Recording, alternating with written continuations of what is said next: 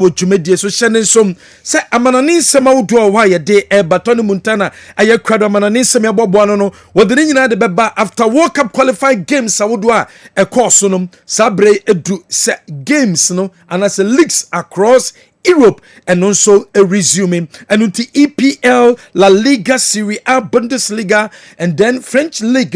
Nina baso and as a no esanso eshasebium and any other foreign news and Tony Montana Bobuana. What they bring our final way so Jumedie some FIFA and U20 World Cup cosum finals no baso weekend D abra Argentina woman in Morocco and so and a Beshia. Yet one summer door at the Bebremo Jumedie so CAF Champions League and the CAF Confederation Cup matches Saudi and so cosum and some of the games etimitoja and so sonum yet baba JSK kwawe ekovini 3-0 na chese wamo ashasia ne sam yet tia betene channel Confederation Cup big game never koso wa Crash Sports Stadium Kumasi Asante Korokom wamo ene work of Morocco yet one sama do the bebremo ewo Jumedie so alongside Ghana Premier League matches awodo a koso yemo nsem bebre na wotwem nsem awodo bebre ene koso yabobo ne nyina no de eba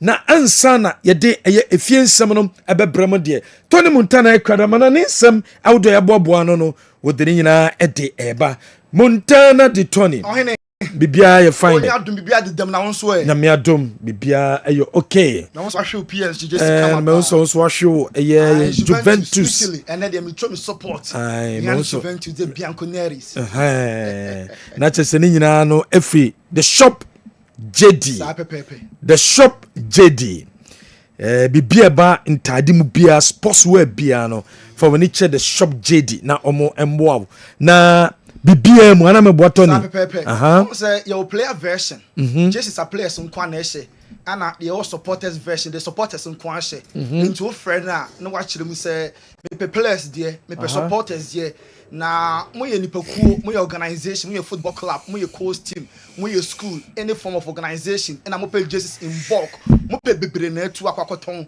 and answer mo kwako use wa mo betimi afre no 0248890104 and 0501359776 0248890104 and answer 0501359776 the shop JD and number no na oton kotokonso jerseys on se kodoko jerseys no ye wo asantema colors no green no ye wo ho ana ye wo red no na new one so about THB jerseys no na pa the shop JD contact na wadaroma I won sabe can be ho ntimo me nyina ye mfra JD na baby a obi an problem numbers no si su 0248890104 and answer 0501 35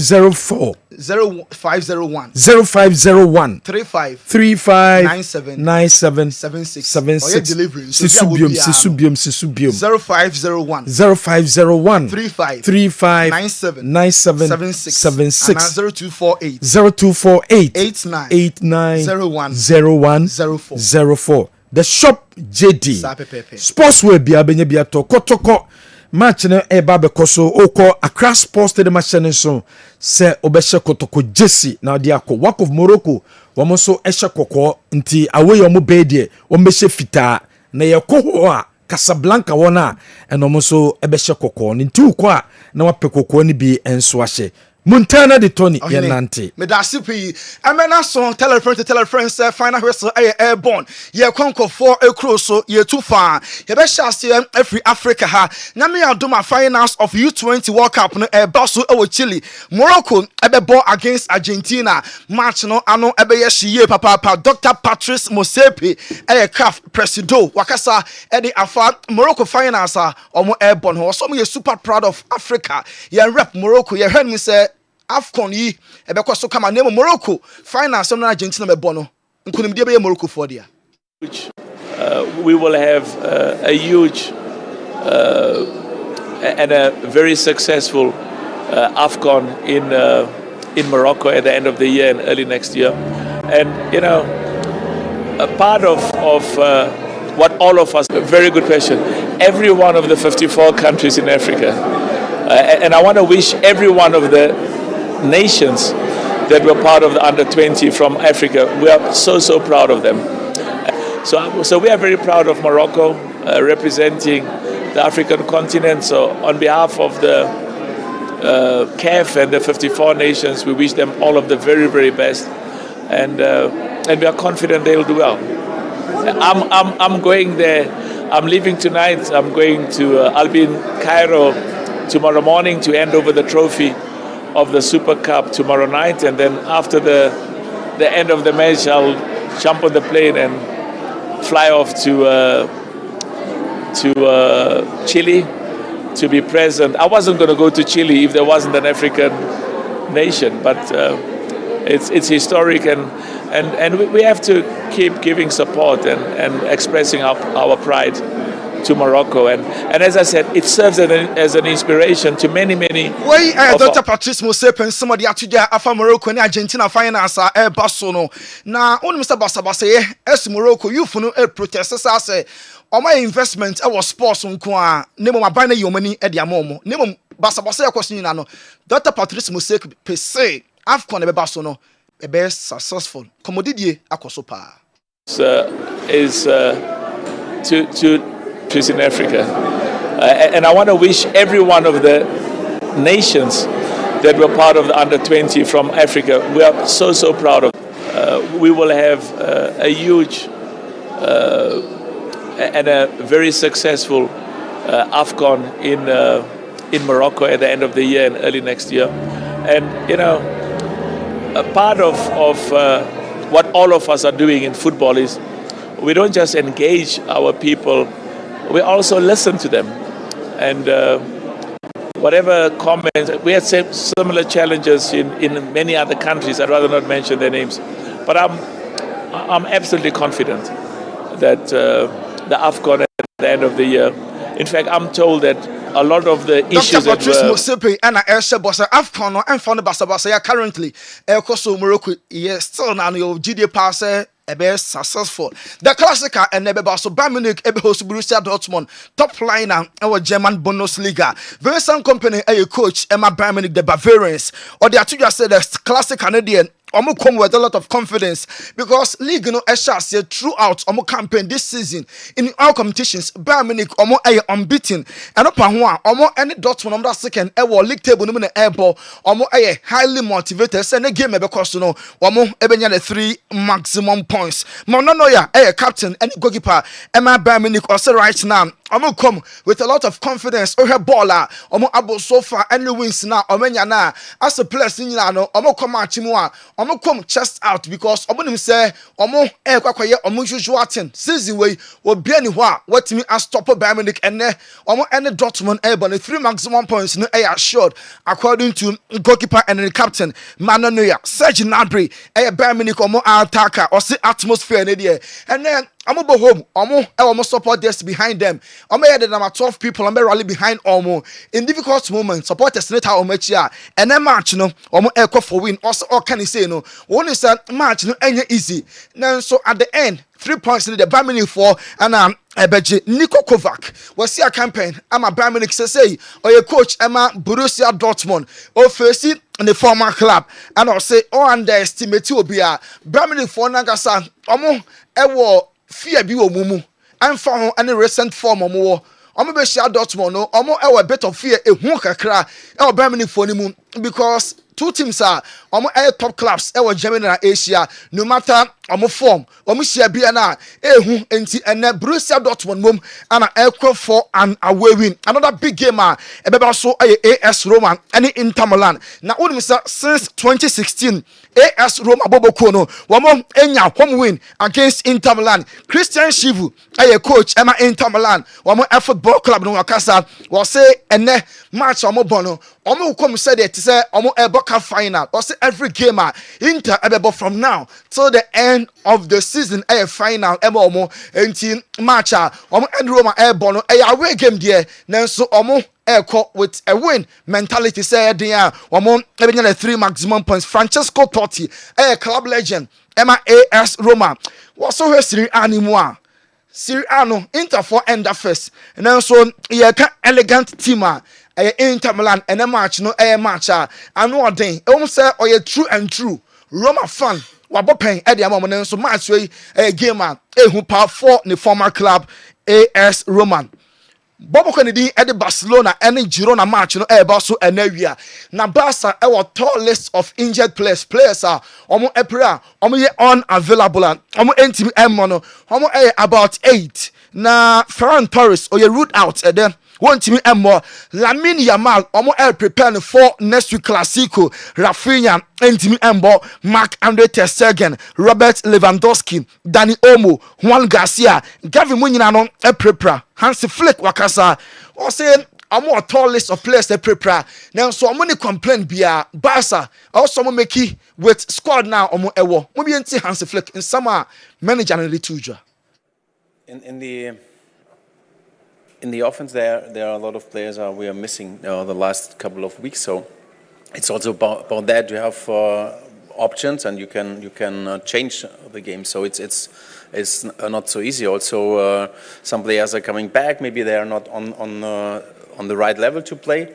But we have to figure it out. We have to manage it. It's like that. So everyone now knows exactly what we have to do and what we want to do. So it's about that. Also players maybe from La Masia who will be tomorrow, maybe also an option. We will see what happens. Barca manager Hansi Flick and Yetin Canon also shadow no some too much. Players no several clubs. Now almost some mine. If we ne copy in January, Barca series of games also players ne ball for both club and in the country. The shadow no coach Nakasadia found. With a bandage, so it's. But he said everything was fine. He has no pain. Cannot feel something, but it's like that. We know this when they have these matches and it's October, November, December. It's also with the international break. It's not easy for the players. We know this, and of course, it hurts us a lot. All the injuries. It's also Danny. It's Ferran. It's Levi, and I think Gavi and Juan Garcia are different because they have different injuries. Barca manager Hansi Flick and Yetin Canon yes, Professor Barca front three no Alejandro Balde, Marcus Rashford and Rooney Balaji. We have only 3 players some start to attack and FC Barcelona and shifted from Rafinha, Lamine Yamal, Lewandowski. Akwako drew Alejandro Balde, Marcus Rashford, na Rooney Balaji. Nti Barca attacker and likely say omobe use against Girona and yede atudwa. Goalkeeper Marc-Andre ter Stegen or recover from injury.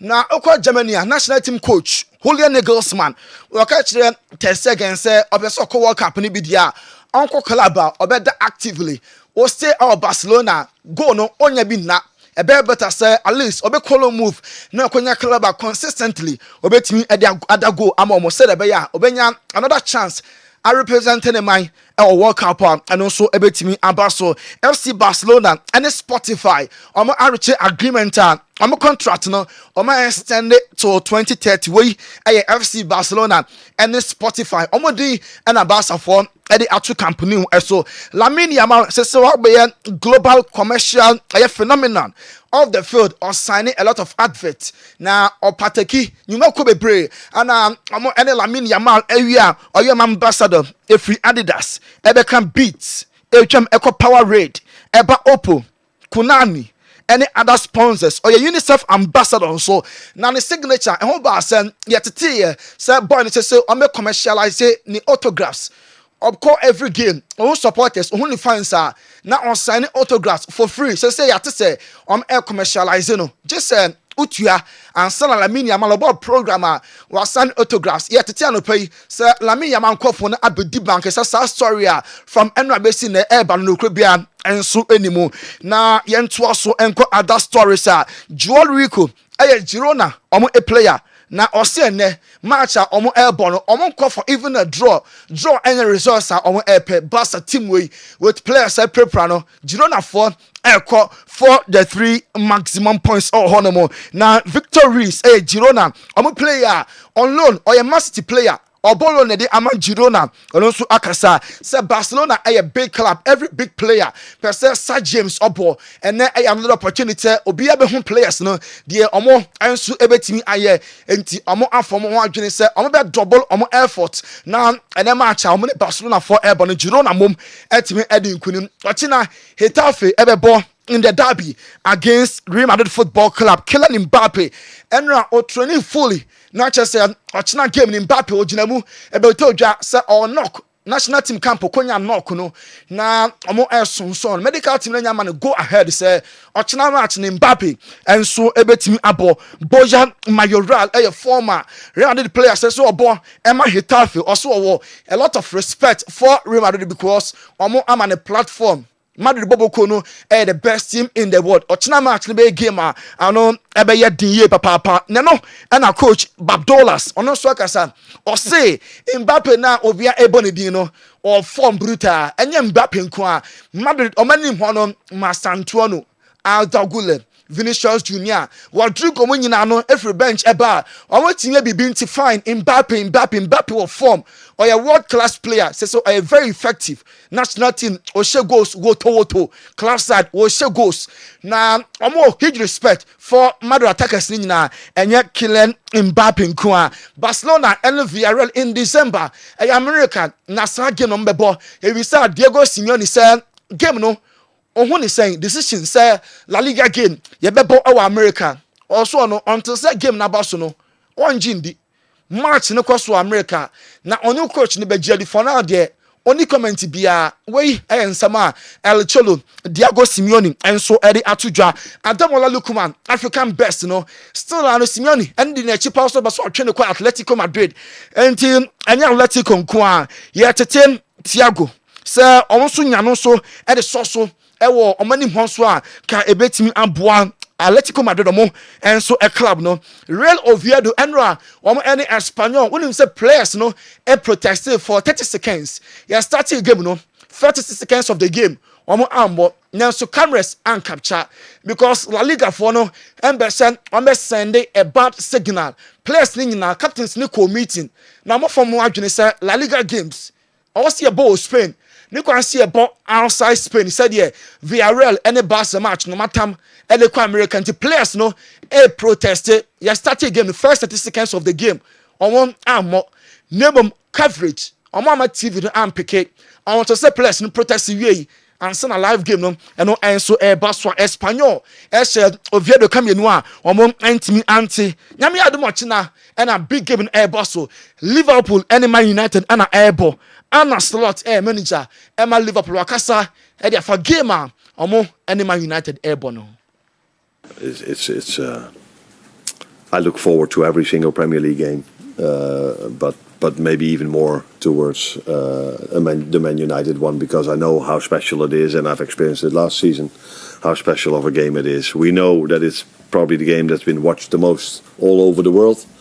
So yeah, it's special to be part of it, but in the end it's also a game where we have to be at our best because United, in my opinion, has had a better start of the season than maybe the league table is showing. So yeah, very interesting game and a game to look forward to, especially because it's played at Anfield. Anna slot Liverpool manager don't know. Also game be a very interesting game. Member league table and nada. Say United any form. Omo ya de pa. Game on me watch na no e be very very tough. Bruno Fernandes, Man United captain no, call for blame coach Amarin say we restricting no. Wa player no a lot of defensive duties. Bruno say oye player, the coach ebeka se onye bia no, position bia no. Why well in so be ball. Now we're giving it all. I'm a Manchester United. Man United captain Bruno Fernandes. In any different game, you think I love to play football. Anywhere in the pitch, I love to play football, and I will always give the best of my abilities to help the team. And if the manager thinks at this moment in time or in any different game, he thinks this position will be better for you because you will help the team more here that you will help there, I will make it because it's about the result, the end result, and the end product for the team and not for myself. We Capito Bruno Fernandes and your in Kano. Ruben Amorim say, "Oh yeah, we say Sergeant Radcliffe publicly. We be back no. nanso no kwanye enough as a manager also yire ne ho say United eco games mu ha omenya win nya bibia na ompanimfo betru support e de ma wo as a coach nso also hye won niam yi Amorim eni he tell me all the time, sometimes with a message after games. But I know, and Jim knows that football is not like that. So the most important thing is the next game. You cannot control, even with owners, you cannot control the next day in football.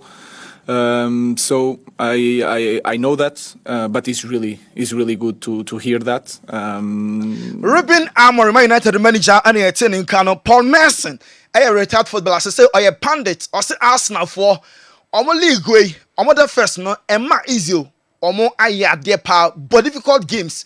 What they compare last year, League way, or Arsenal for edge. Yeah, well, that's it. I mean, you look at Arsenal have had probably one of the hardest starts in Premier League history. They're sitting top of the league. Now they've got to make it pay. Yeah, well, that's it. I mean, you look at last year, right, in comparison. Paul Merson, Anna, in Kano. Now, according to Opta Supercomputer, Omo Chiremo, Arsenal, 44% chance. Say Premier League way, Omo able to me Argentina be indicate. Say Mikel Arteta, league, it's for them to lose. Omo lose league na ayo na enye team foforo bi na ya ade Arsenal omo afinie also Premier League no omo enso timeje Pep Guardiola say Erling Haaland na ne form no was ra all show goals with rampant rapidity no ne form no enye say at a point e be depe name Man City players no e be guide no ama ne form no asanso abasuru bi Roberto Mancini ogidi pass Man United adwumadie no say be dampan a oye capable say obetimi akochi ntine mpaye ene say Amorim obehwie na Man United for contact na contact na ono nso betima be coach Eddie Amomo na Enzo Maresca say no nim say Kopama betena fie 6 more weeks aha adwen pa also manage Kopama ne injury no manager for Chelsea Enzo eni it was wrong. Unfortunately he needs to be out probably 6 more weeks, so yeah, this is the update. When I spoke to you a few weeks ago, Enzo, Anna, you're in Kano. Now, what do you say? Palmeiras, our youth team coordinator, João Paulo Sampaio, Anna Ebo, William Estevao Abaso. Also, behind the return is Akwadano Oswan, who and Kessben on to me and match Premier League. The intensity, the power, and what they Premier League on to me. Akwadane by after a few games obiahu the class akwadane ewo bonede onubo na Chelsea omonye hu hwe afempo na Estevao no omo ebeginedi Paul Scholes ana Ebo United players na chi said pie na yankokorafo omo timi match ahoden a Premier League by now o senka Casemiro eko Harry Maguire, Luke Shaw, I was a by now. Ka Free Club no Premier League and one dear woman, Sam Kokorafoe, or and so intimate and more. Yenfan league resource, any fixtures, and fan sorry so, Yako France and game back about so Paris Saint-Germain, and Strasbourg about draw. Match non, Echo 3-3, and then Arsenal and Paris FC.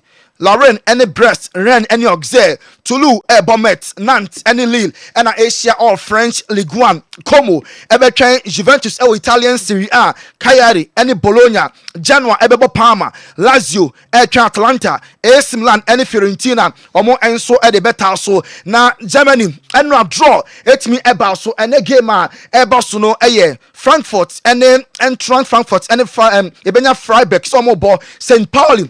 Any Hoffenheim, any better so, and run, and in the games out to Pinana, Airbus, and a Bamil the Classica, any Dortmund, and Su Ebesia, na yet was one Remo Premier League in Ma, and there we are, Chelsea Ebebo, now Omo Macha, Omo Ebebono, a tough one, Omo Nottingham Forest, and Ebesia, match non Airbus, and every year, Chelsea versus Nottingham Forest. Nottingham Forest able home, Chelsea, Barway, Brighton, any Newcastle, Burnley, any Leeds, Crystal Palace, Ebesia, Bournemouth, Man City, any Everton, Sunderland, Everton Wolves, Fulham, any Arsenal, Ochina, Tottenham, any Aston Villa, not Liverpool, any Man United, and so Eddie Ataso, Yanko Spanish La Liga. Enra Espanyol Etwa Oviedo Eko Shome Kamye no Real Oviedo omon entimi ante ene games are Barcelona Sevilla ene Mallorca Barcelona ene Girona Villarreal ebebo Real Betis Atletico ene Osasuna na ebebo Ochina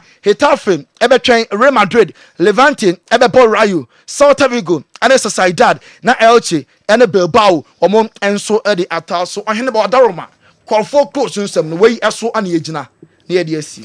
Watani Montana Bedasa no pay final whistle Jumede National Live ewo Kessben television so sanso and ewo Kessben TV Plus wo Facebook nso a Kessben television YouTube a Kessben television DSTV decoder so a channel 364 and a Gold TV a 121 Kumasi 93.3 and a Incline so a 92.9 obetimi do messages awodo no e de aba e 0551 5999933 obetimi send no message no e de aba ye be kinkan de ma ye be dan wan basima kakra bi ye ko Dr. Amegashi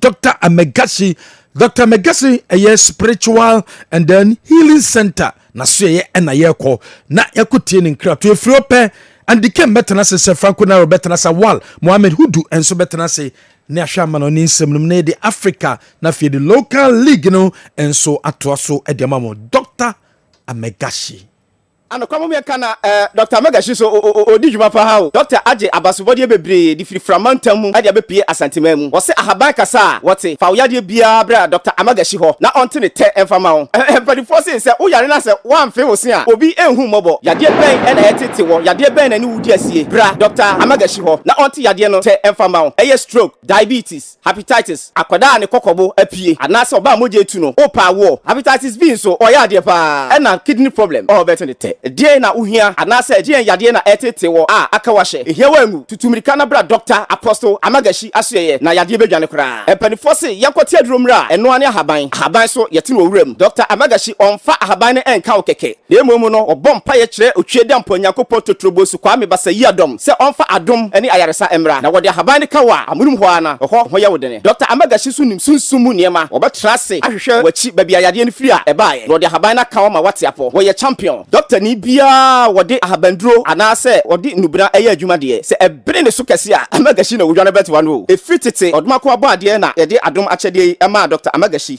ode adi dwuma abesi ne Amegashi wo ye champion Dr. keke fa wo yade ebra na wuduru hompo a yade no 40% kura timi yira ansa kura no wo doctor se wo enkrama mu a enha ho makuma se kura eno ane se obekọ Kaswa prison junction ana wo takura de a apawan Kejebri government hospital Kumasi so bra magazine macro police house eho ana Dr. Amegashi asoyewo Techima so owo Hansa brigade ana bogoso power line eho ana obehu Dr. Amegashi je number ye da frɛ Dr. Sesia ewo 0547 044 307 ana 0544 580936 ana 020 24 08206 Freddy Sesia na yade anku Dr. Oye kikim Dr. Oye bruta everything trade be sine twedi ampon boss ro boss ase wa mo bibia biem ebo mu niema no bibi fufuro bia meka ho biem eno amu na suahunu nimde e kire de ye de enye ene de ye ena okutwa so mbeka kire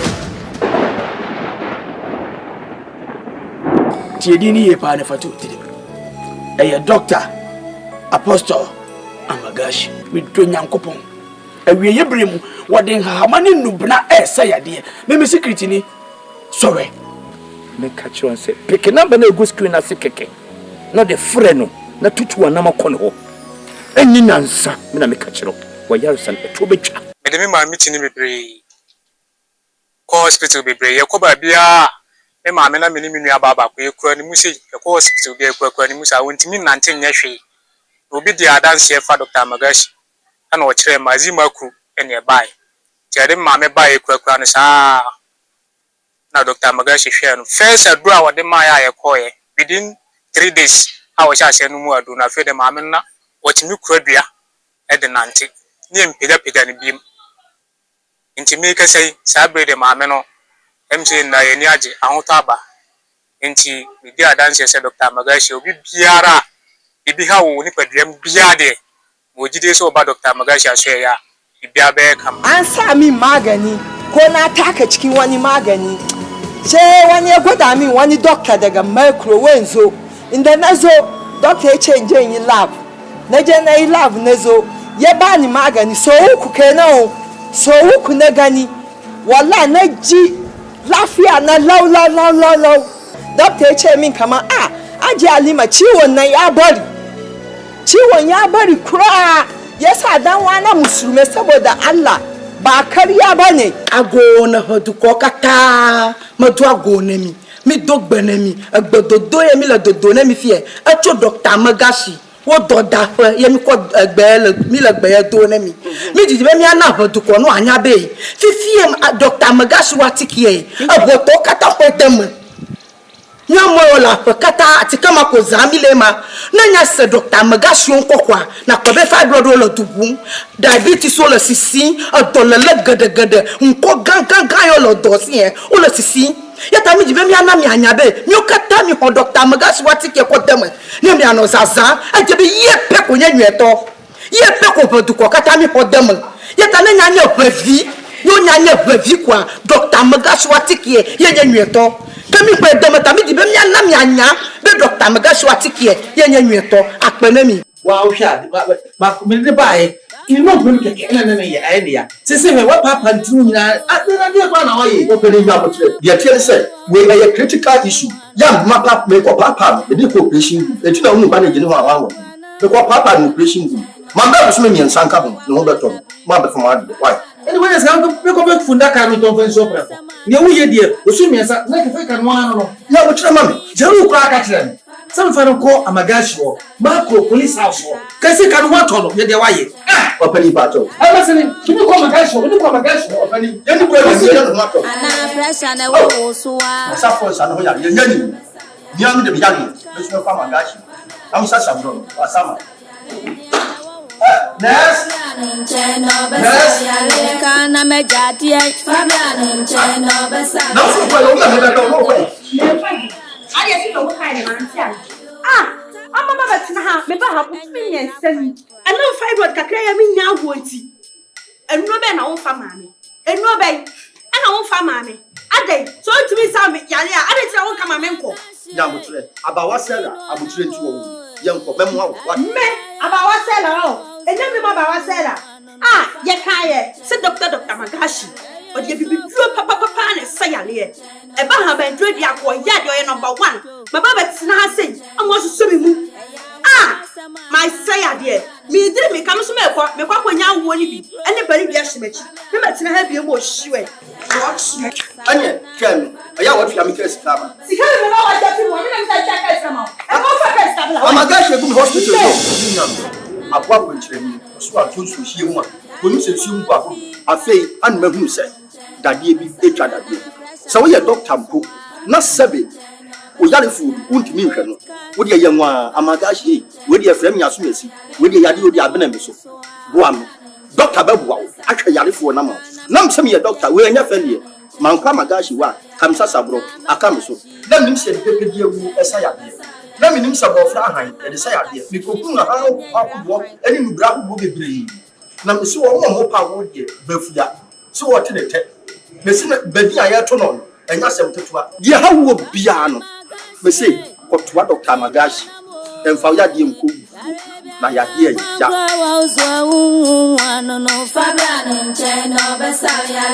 alatiare Dr.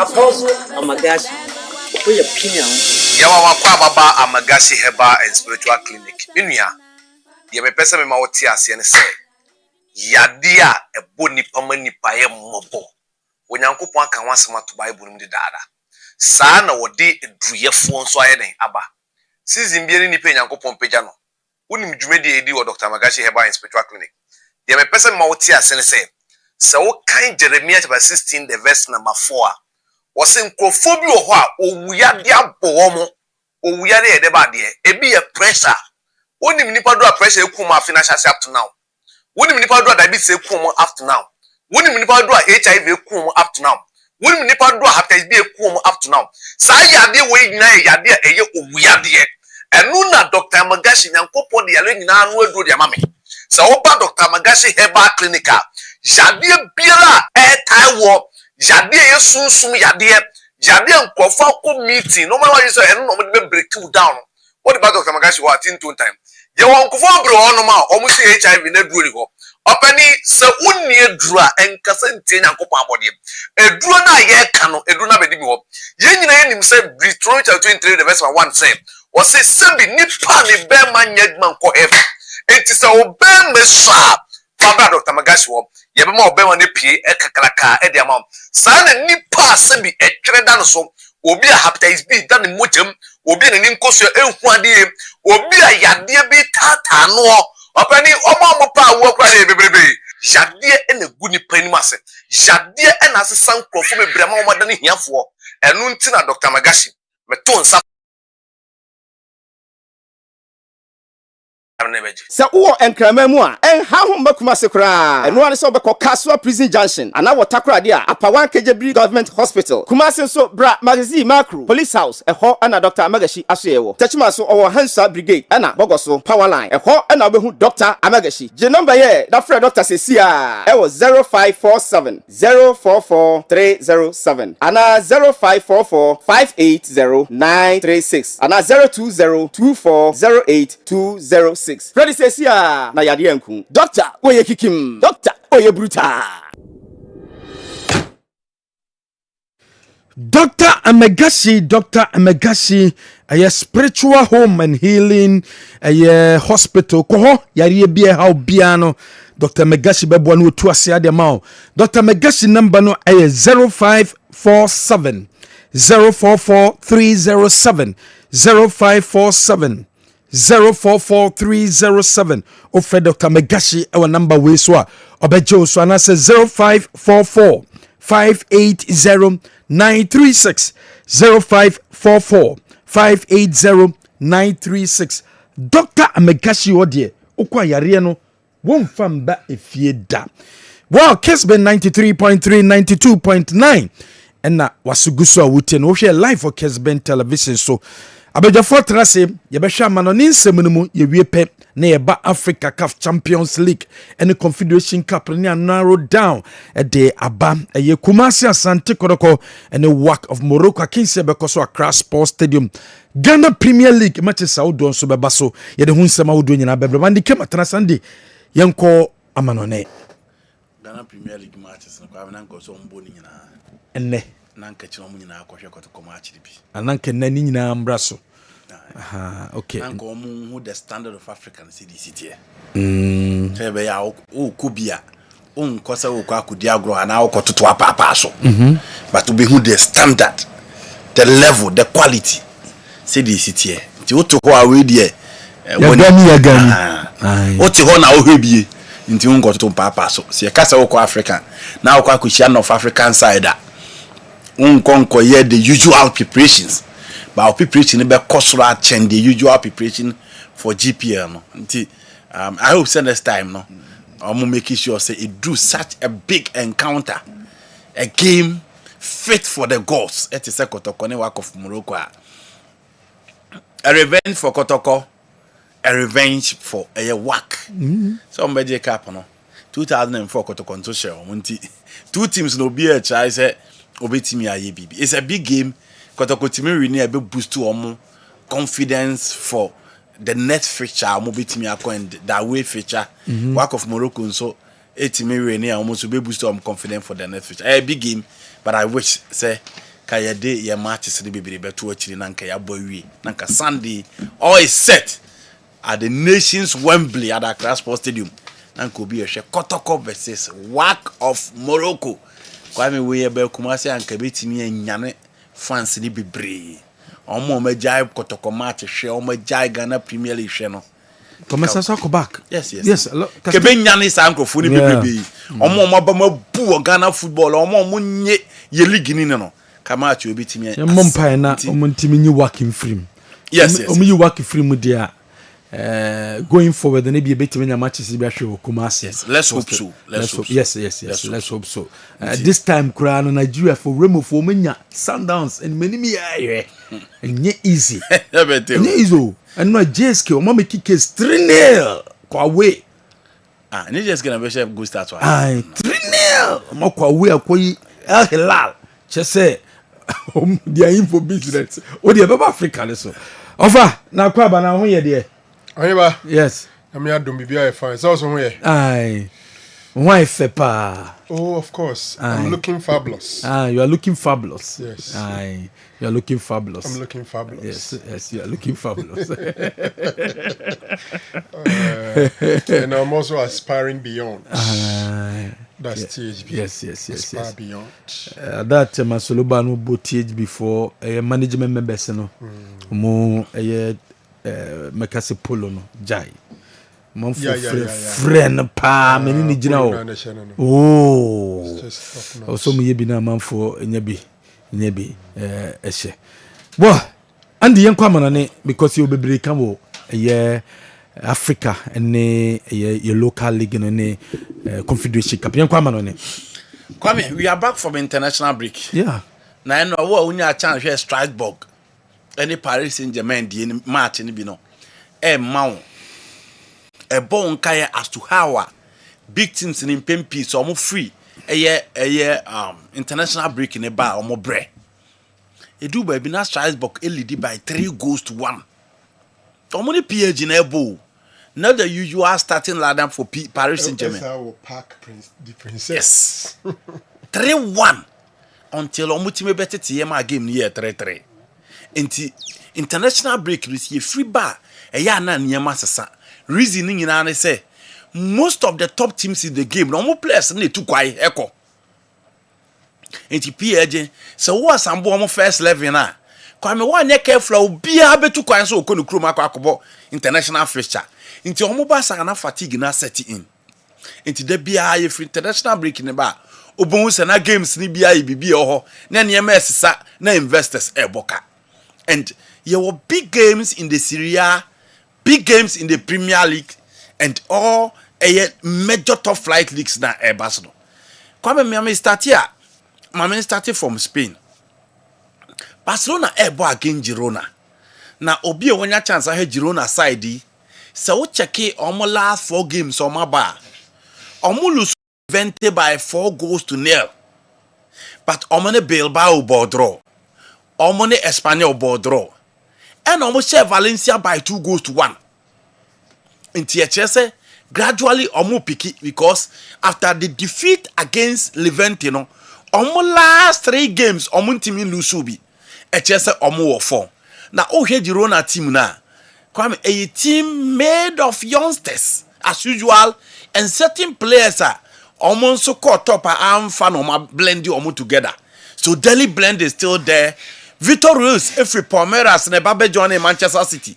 Oba and Amfa, Kwame Omo de Neko ho, also Eko joining Omo, into Ono, any Abranti affair Antonio Franca. 3 guys are almost board the 3 back in the moment.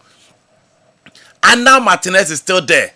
Alex Moreno, every Villarreal Babe joining Omo ho, and midfield Omo, the good old other vessel of Dortmund, Benfica, or a part of our midfield, Ivan Martinez, Enzo Elho, and up front or more the likes of Porto, and then Asprella. These are the guys on only the team, no? Eddie Pim against FC Barcelona. Barcelona a heavy defeat against Sevilla, the Ramon Sanchez to page 1. In the see how Barcelona front line, no? And my Tony the players are likely so almost best starting for the Barcelona front line etuja.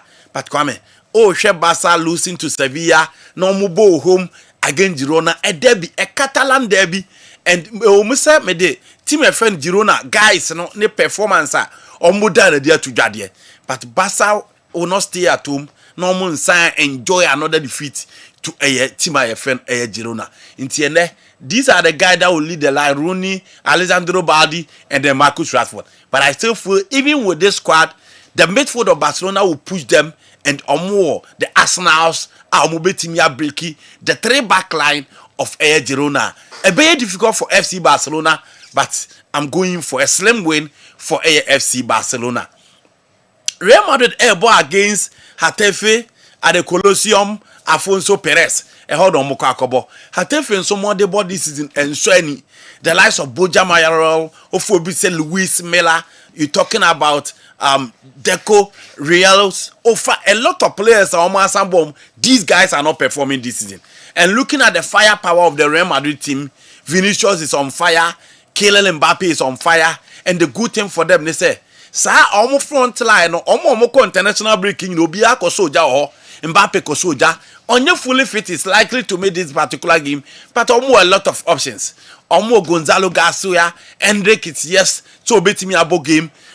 Rodrigo, 2 goals against South Korea. he was just on form. Ono no mu name the man of the match was stadium ho. Kwame inti all these guys, Mastantuano and Jude Bellingham is back, gradually warming himself into the Madrid team. Ada Gule is playing well, and I don't think say team IFN Hatefe what it takes to stop this Madrid team. Looking at Ija Ometimiason, especially with the attack and the performance putting in place. No, Kwame Eden 2 games na so Spain na where Madrid derby, where Catalan derby, but me call for Real Madrid win in this particular game and so me call Italy 2 big games and so Italy. Na AS Roma tenefie na omoni Inter Milan the abum. AS Roma last game on boy before the international break. Omoko Atemio Franchi she team IFN Fiorentina eno so and Gianpiero Gasperini juma Serie A nim when he puts it on the league table. 3 back now they were Atlanta and Avan Indica, Selek, Gianluca Mancini 3 back. Now pushing Wesley Franca Ofi Flamingo by no Chemekas, formerly of Liverpool, a midfield of Brian Crescente, Matthias Stoles, Kwame, now all the team there and then more Atem Dubak and then Manu Kone. And what we need to chance here Manu Kone in the French national team international break. He played so well. Into also assemble a very good team to say they know all Papu Gomez, all the likes of Mario Pasolic, all Luis Morel, Duvan Zapata, the same setup now Wakako Sete team IFN AS Roma, and they are playing so well. But within Inter Milan, almost so and Nadia so Omada, Christian Kivu and Yenny the preseason. But league ne start and they are playing so well. Apart from the first game on boy Anko, team IFN Inter Milan almost game the kama. Now Ofo be say Lautaro Martinez. Lautaro is still playing very well. Kahacha Kanoglu is there. Nicola Barrera is there. Carlos Augusto, DeMarco, and all those guys are still there. And those are the guys AS Roma should be ready for, especially the attack of A team. Your friend Inter Milan, and only idea the 3 back line of AS Roma I was so more watch out for. Who you be say Wesley Franca and Chemekasa. Omo ko many bebrebe. Internet team omo ball weight bebrebe. But omo fullbacks ne ball many to act as a channel of supply. So those are the areas you expect Gasperini so bet me close to make sure say Ejuban entimi ni omo. But with the form of Inter Milan, you almost a game no Basso El Stadium Olimpico there. But I'm going for a 2-1 win for team IFN Inter Milan. And so will hold them. AC Milan ball against Fiorentina at the Giuseppe Meazza and Omobo. Before you go international break, AC Milan come after almost first game. Anko Yan Farm Obomode Basweni. Again, Shomo against Napoli. Shomo against Juventus. Almost games, Omo against the big teams they are playing so well. And gradually, Rafael Ababeka, Santiago Jimenez, Luka Modric is playing very well. Omanya Adrare Abio. You see Fofana is still there. Fikayo Tomori, Pavlovic, and then Estopinan, and all those soul makers, all those guys are playing very well. Fiorentina, Omo team, you only need to make sure, say, Moiskena on form from Juve, Everton, Paris Saint-Germain, back to the Italian Serie A. He just on form. It is all person also omodia. Only player also money called and Fiorentina will struggle against the midfield of AC Milan. That for me, and no yet trick for Omo team at this particular time. Until me call a win for AC Milan against Fiorentina and so elho. Kwame 11:30 Chelsea edeshiso against Nottingham Forest. Yenim problem at Nottingham Forest akum. Omunya didie say Andy Postecoglou beba besesa niemam diabom after Nuno Espirito Santo exit no. But Kwame still ono so buy no. Eniemam koye mfama Nottingham Forest. It is not as if omo players na omo bonu ni ho ena omo bre. Players na ho no omo sa di bia ba beka ho. Inti Martels Ole Aina na Epra ono so ntimi mae. But Savona is there to occupy the right side. Nathan Williams ewo ho to occupy the left side. Almost center back player no be a pay omo. Chelsea and other big clubs ne pay omo no. Mourinho and then Nicola Milenkovic still omo ho. Elliot Anderson na no Abasema United no he's still available. The likes of Dominic ho. Gibbs White Enko Bebia ono so ho. Callum Wilson there is still there. Chris Wood is still there. I got Jesus is playing very well for a team. Your friend Nottingham Forest. Inti sure Nottingham Forest omu team na indo yin so omu team no kwame obia available for games where omu ebebo against Chelsea. Chelsea problem omu benjane say omu guys ni bebre enya injuries akwame they will not be available for this particular game. Inti ensayenso bemu a eya na chiji niema bebrebe. Robert Sanchez is okay. James pry wo game omo England England camp o pry na amana ntimi amu games ni bi na oba back. Now Kukurela is available. Fofana is back. Trevor Chaluba is back. Inti Badiashile pra Joshua Champon benya rest. Now midfield Enzo Fernandez is not likely to play. Again, Ofa Obitse Romeo Latvia and Swaba back. Inti Casedo Latvia no problem. Again, Estevao and Swaba, Ghana 20 million international duty until when you enough time to prepare. Also Edibeshia, Nottingham Forest. Pedro Neto, Enzo Kwenye, fantastic game for the Portuguese national team. Also Ebeba, Estevao 2 goals for Brazil, and João Pedro so I fresh because of the injury when you are in Intino. Also, man friend Ewo, Brazil, Amana and Kwankobo. The only problem for Chelsea is that they will be missing Enzo Fernandez. And they will be missing Cole Palmer. And no any problem on Bina. But for the last games, so my bonino, Cole Palmer now available for those games. Until I don't think any absence no against Forest at the City Ground no every team ha. Maresca problem selection any players or the rap park so any ensaya obey. So when you selection right there, I think Chelsea will continue to deepen the woes of Nottingham Forest.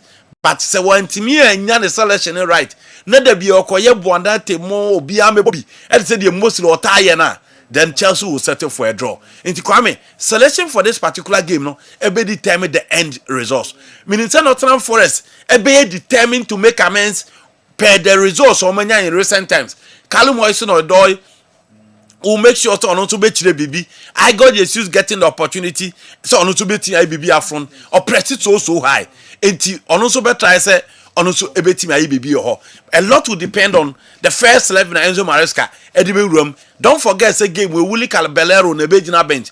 Maresca will be in the stance because of the red card that unyaye against him your friend in Liverpool. But whichever way a double chance for Chelsea in this particular game at the City Ground. Arsenal against Fulham. Now, Kwame uhe Fulham almost 30 years pa. Marco Silva 30 years. She game of boy against United. She game of boy against Chelsea. It was 30 years. Now we are no free wa. Games are what the last time he was complaining of officiating. Ewo games na Mickey na team aye friend Fulham airborne. But the last 2 games in Koye Olusu to Aston Villa 3-1 and Olusu to Bournemouth 3-1 and so ewo. Enti a chese the last 2 games before the international break Fulham and Koye and Famano and Mane conceded 6 goals and Akwame Odi Iram. Now here Arsenal they are just on form. Arsenal are lucky everything. Ushe games on my bar. Almost so man do to baby whichever way our coach in the best or best set it up. Only the best out of those players. Or a lot of players to choose from. Injury bar the Arsenal team is settled. Confidence level is so high. Into how the likes of Issa Diop, Kevin Bassi, Joachim Anderson, Omotre Bakinini, Michel how Rien Sesenyo, and then the likes of Sergi Bak, Sasa Lukic, Alex Iwobi, Joshua Ken, how they will fare against this particular Arsenal team at the Craven Cottage. Omobo home there, Bakwame. A slim win for Arsenal in this particular game and also Everton. Manchester City against Everton. David Moyes Everton and so more their power this season. And Jack Grealish, one player, Okoa Everton, he's playing very, very well. But City so kakra, confidence and still among phone now, but they are playing very well. And Ellen Haaland is just on form. Into your best how Mikey Kane, the likes of Makalinko, Idrissa Ganagay, Ndioyi, and all those guys, Jack Grealish, will fare against on one team or body at here. Or your best how Grealish will fare. But I think Manchester City what it takes to win against him, your friend Everton. Now the big game. Kwame, team a your friend Liverpool, ye babe international break you na form nen ye. Manchester United are ye on and off. Na offer two teams na o pick by United da. United are bought against Arsenal or lose. United are bought against Manchester City or lose. But United winning against Chelsea. Into 3 big games am United abono. Oma winning bako and oma lose me no. So offer Liverpool. Liverpool so bought against Arsenal or winning. Omo ba against Chelsea omo lose. So this season Liverpool so enya dey so omo ya outstanding when it comes to the big games na omo so atimi abono. Oye no free wa you come to the field now ahwe the two players no the two teams players on be assemble. Yen nyina ye problem with Amorim approach the preferential and the differential approach in games abra games the ekoso. Again Liverpool so certain players omo do omo ba no ya can the level of confidence omo so alake omo ntimi nkyere e team nim so far as omo nya the opportunity to play. So far Man United omo performance in terms of the big games apart from the Manchester City game the big games who say yes game no omo boni. I feel a lot to also depend on the selection of coach a friend Ruben Amorim Debeye. So go the usual look sure Matia Delete Lenny Euro now call the right side of whether Dalu or Mazrai on the right. Now we or Anko Ahmad because Liverpool team no Oba ho de yakodi Gapo any Mo Salah. Mo Salah is off. And so Obo be said Dogu any look sure Dogu the coach in bench no nti ne kwase me ko raise concern say on bench no within the line and on attacking more instead of so be different. So Luxor is going to deal with Mo Salah and Salah is not on form. So the games are in the Premier League. Again, Alexander Isak is not on form. Hugo TTK the last 2 games then so anko ye amane te said ye start season na na more no. Again you come to the midfield. Casemiro start na maybe your coach am bench Casemiro because Casemiro could board the last 2 games for Brazil and against Korea and Japan he played 90 minutes. And Udi Liverpool the intensity is so high, the game demands a lot of energy and game when you game kwame na pacey. Enti Manuel Ugarte and then Abrante Feno, Bruno Fernandes in midfield, Matias Cunha, Brian Buemo, and then Benjamin Sesko. That should be the lineup. Liverpool so obviously Ibrahim Konate, Virgil van Dijk. The 2 areas are would say United exploiting in attack. Milos Kakes and then Jeremy Frimpong. Any areas are you expect Man United say on be exploit. And again, the hole between the 2 center backs, Virgil van Dijk and Konate, so supplies never banku idea. Benjamin Sesko or what it takes to do that. The only thing they say supplies no midfield no be stable na supplies na ba and kwame and only be a adwuma no be because McAllister, Szoboszlai, Ryan Gravenberch 3 players who hear this is now player what form among these 3 players Dominic Szoboszlai, Florian Wirtz, kwame the last game na anko your coach na bench no so I'm not too sure whether he will start this particular game. Say no utie and slaughter or say Alexander Isak a failure who yet training na oja na ho odi a odi remu a bibia ya kire se o ya to omo in terms of fitness and he expecting more from him in the game against Manchester United. Eti adone kwame baby a ye hwe makase Man United omo baby also omo exploit the fullbacks. Liverpool so baby also omo exploited no Dogu side ho whether Salah will be on form and obi anim say Salah drew games at Man United and Liverpool ba kwame utimi sa che goals pa close Salah you are good to go, close Cody Gakpo you are good to go. Omo say Liverpool goal scoring midfielders are almost betimi ache from any angle, but United should make sure they exploit the fullbacks and Liverpool any dominant team you decide to go and sit back. You make sure say the few chances that you come your way, you be making sure also betimi grab that opportunity. No, that should be the plan of Manchester United. But with Ruben Amorim on the bench, Kwame, you don't expect anything. Make go 2-1 win for Liverpool in Anfield. 2-1 win for Liverpool. Manchester be should go at Anfield. Yes, United will score. Okay.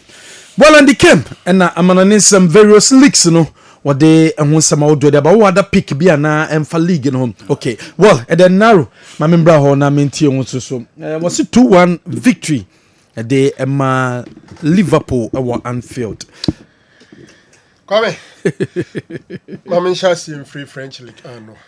And we enjoyed Paris Saint-Germain versus Strasbourg.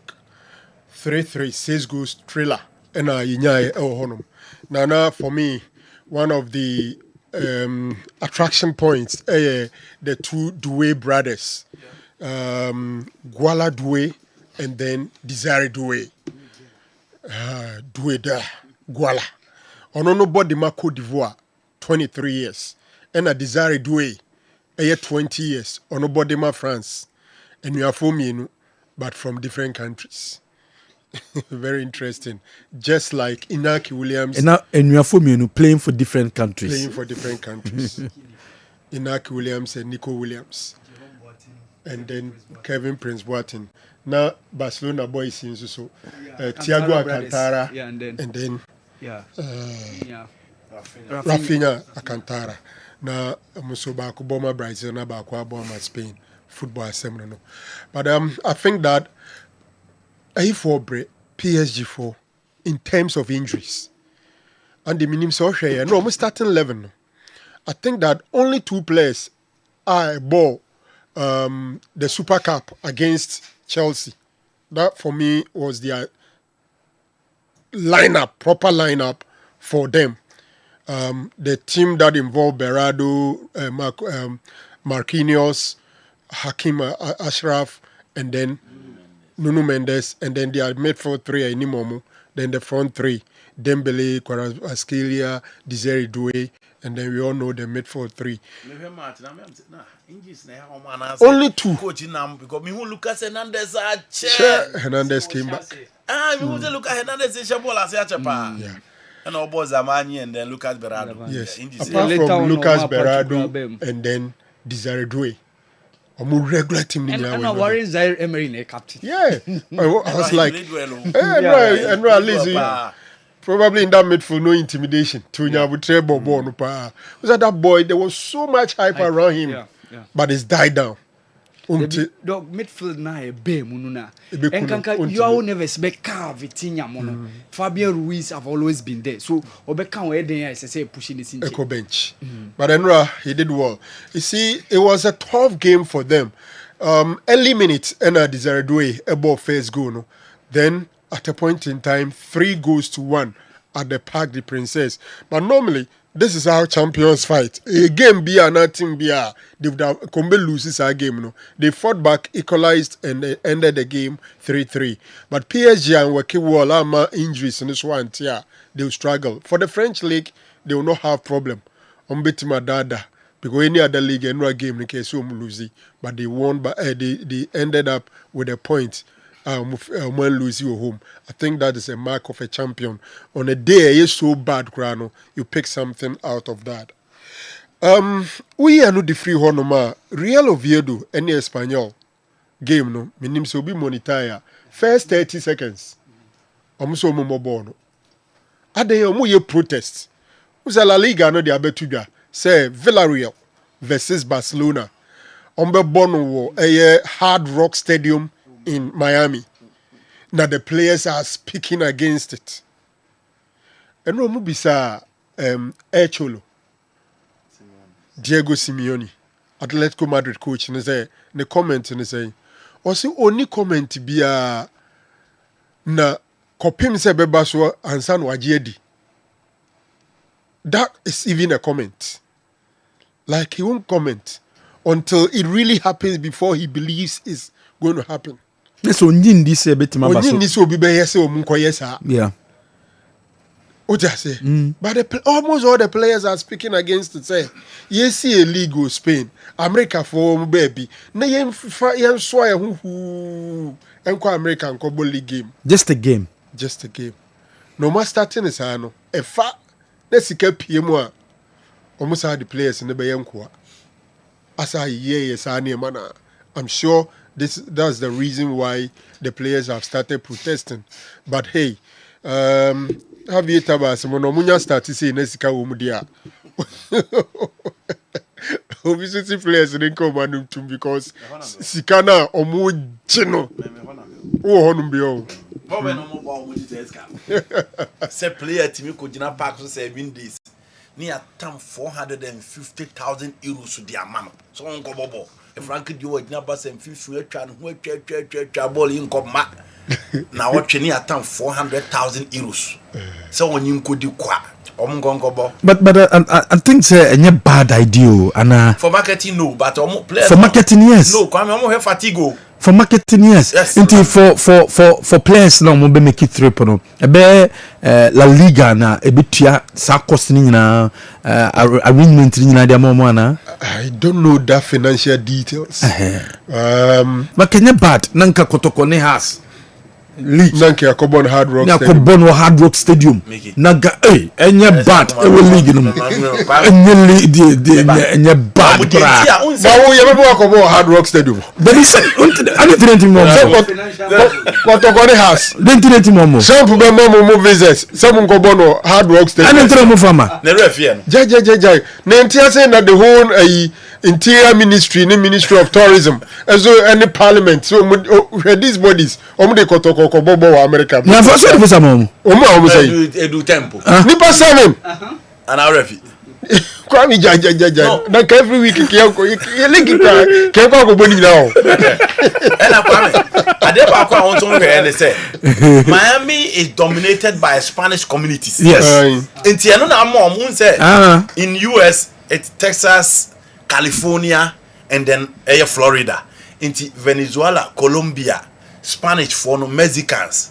Nyina ho no mo. Nti they say so move Villarreal and then any other team from Spain akoba. The mileage no omu benya Spain ho no. Omu benya the same thing yes. Enunti na mo decide so omdeko. But the players are looking at fatigue.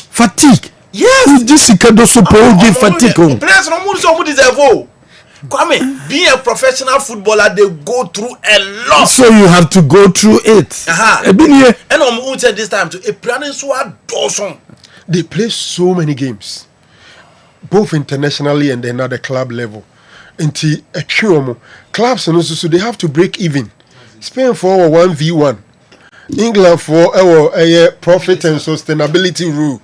UEFA for say FIFA they say fair play, financial fair play. FFP. Ninyina say generate enough money to be able to pay your players and take care of all your expenses. Who was sikada baby cry and confirmation? What you say? Until almost so mpeko yom do mbe ye adwuma. Barcelona for team say yeah na mo say yeah beko. Me so say ska because maybe ska de biomofa.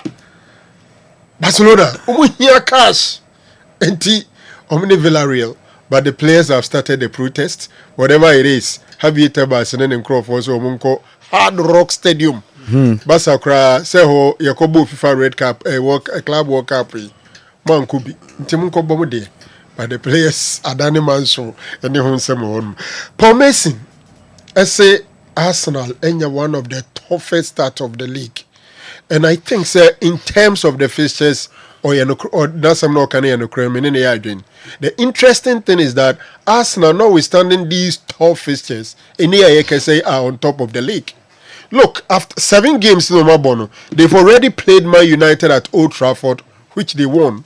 They've already gone to Anfield against Liverpool. That's the only game they lost. They've already gone to Etihad Stadium to draw against Man City.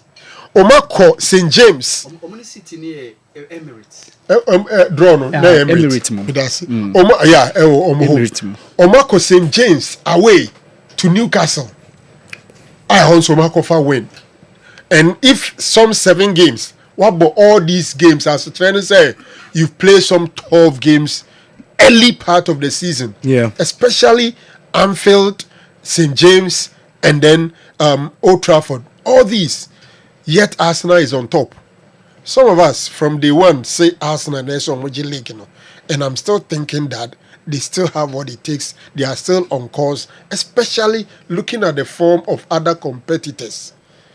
Liverpool, Chelsea, City is picking up because Erling Haaland is in super form.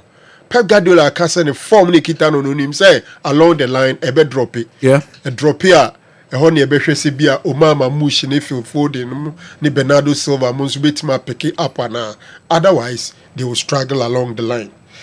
Kwame, Paul Scholes de nsɛm bi ato dwa ɔse Man United ɛnya nkurɔfoɔ mmiɛnsa bi nkwan ɛnyini nti ɔmo abrɛ Scholes ɔno nso so ɛmsɛ na no yɛayɛ kakra ɔse Luke Shaw, Harry Maguire, Casemiro ɔmo abrɛ nti team ne hwɛ no mo nyɛ ɔmo kwan. And Mickey, I think that I will agree with him. Luke Shaw is playing well currently, but Onunu nim dana de ne beba. And Chekrabum say injury boom. Hardly would he go through the entire season without 3-4 injuries. Casemiro, yes, was started season well, but he will burn out. Look it clear. Maguire has pay his dues. And I think the earlier they plan towards their replacement. Maguire, what is he doing at United? After the huge amount of money spent, Maguire the best season you year. Onya best season that. Onya big that. But I said, one not a favor being a being the captain and of the three lions and 3 good games. On table Boba could be a shame. I said, who's on your indiscipline? Who's on your indiscipline? Highly disciplined player. Very disciplined, very composed. Well, Kwame, opinion a friend Alan Shearer, the all-time top scorer in the Premier League, and will say, combined 11 between Man United and Liverpool, only one Man United player will make it. Until Oyeno 10-1. United ni Liverpool ewo Anfield Nyame adumechina na Alan Shearer say on the coach Liverpool players ni nyina ni Man United players ni nyina ni on selected 11 best 11 fanko ba United ba ku penny BPM. I'm sure say the person catch nyina ni say Liverpool is overwhelming, but let's look at it. I know say if everybody is available for Liverpool starting 11, it's Alisson Becker. You have Miloslav Kerkez and then either Conor Bradley or Jeremy Frimpong. But on only an 11 or the Conor Bradley and about the right side. And about Konate, Virgil van Dijk. He had Gravenberch, McAllister, Szoboszlai as in the number 10, Hugo Ekitike as his number 9. He played him ahead of Alexander Isak, Mo Salah on the right, and then Cody Gakpo on the left. You ask yourself, sir, with this starting 11, which United players and any bit me a room? Yes, he only included Luke Shaw in place of Milos Kerkez. I agree Kerkez is not playing so well, and already Luke Shaw the amount so far. You will agree with him, sir. Luke Shaw will bench Milos Kerkez. But is that the only position? Currently, I think the late is playing better than Konate. If you ask me to do a combined 11, I will replace Konate ahead of Abrante Anidin with Ibrahim Konate. Yeah, Ibrahim Konate will go out and I will play the late. We are no free honuma. I don't think say Conor Bradley as a right fullback is better than Mazraoui. Nanse Szoboszlai crowd no money but right back. Liverpool near consistent. Almost started season 7 matches no. Omabo Szoboszlai or Omabo Jeremy Frimpong or Omabo Conor Bradley or as a Chinese say Omomi and say no. Omuncha that I think the problem was that after said Trent Ekoye yeah. As I said coach ninya confidence in Conor. Because Conor Bradley there have been times Trent wo ho yetimi manetena bench ni ama Bradley abo and a young player but when you had that opportunity na boy gain confidence I think since odi Jeremy abakra in a game oye wadwen say o Jeremy mbo let Conor play make sure say obema Szoboszlai abeka midfield no and only ade I how no the problem is say Szoboszlai is on form but he's going to bring a 115 million pounds sterling for Flooring Bates. From the word you play for a base. That's the but problem. The position also here where the most informed Liverpool player is playing now. Yes. Szoboszlai. That's it. And Tubo say or pushy Szoboszlai now the last game he had the confidence to drop Flooring Bates. Yeah. He had the confidence to drop Mo Salah, yeah, who is also not playing well. But whatever it is, I don't think say 110 is a fair judgment. Okay. For me, Luke Shaw will come in, Delete will come in, Mazraoui will come ahead of Conor Bradley, and in the midfield three, I still think that Bruno Fernandes could play alongside maybe McAllister and Soboslai and maybe Gravenberch, Soboslai, Bruno Fernandes will be my choice over there. The game itself, absolutely no doubt. Liverpool is not playing so well. They've lost their last 3 games and San Diego international break. And you are not too sure, say, are they coming back refreshed? Are mobile turning them around and an international break now? Big teams, almost all their players go on international assignment. Into your mobile, so relatively smaller club,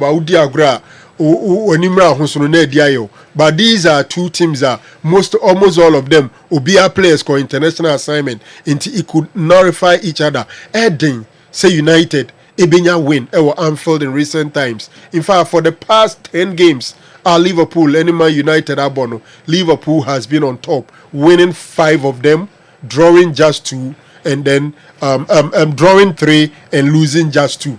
As a chance, the last 10 games between these 2 great clubs, Liverpool has won 5, United has won just 2. And in the Liverpool winning or winning heavy, until was 33 goals in these 10 matches. United has scored only 11. Wow. The difference is huge. Including Okai 7-0 B. Yes. I buy 5-0 for the Awoha. Almost heavy. Yeah. And the difference, eso. But it is United and Manchester. Sorry, it is Liverpool versus Manchester. Yeah. Big and a blockbuster game. And here anymore. So we'll share on the evidence of how I almost stop pay and Sano Mokwa. We United fan, it gives you some hope. But Kwame, it's Anfield. I think Liverpool will still start as favorite in this game. And still win. Yeah, they are the favorite and likely to win over United. I see United saying the best in this game should be a draw. I'm worrying or the other 2 guys say Ojitum say Papa no Jim Ratcliffe. Abeka say over 3 years to prove something. But when him say so improve. I'm saying me make it this coach and Andy agree with me say coaching. Say team no your papa there. The only thing I do better team here results. The only thing I do better team here results. Yeah. Team no about 3 said then udi agra bijato. And the lunchtime Angie Postecoglou wanye careful. This guy, I'm not too sure what is happening to him. Because from Australia, he was started as one of the best brains of the game. Yeah. He came to Tottenham Hotspur.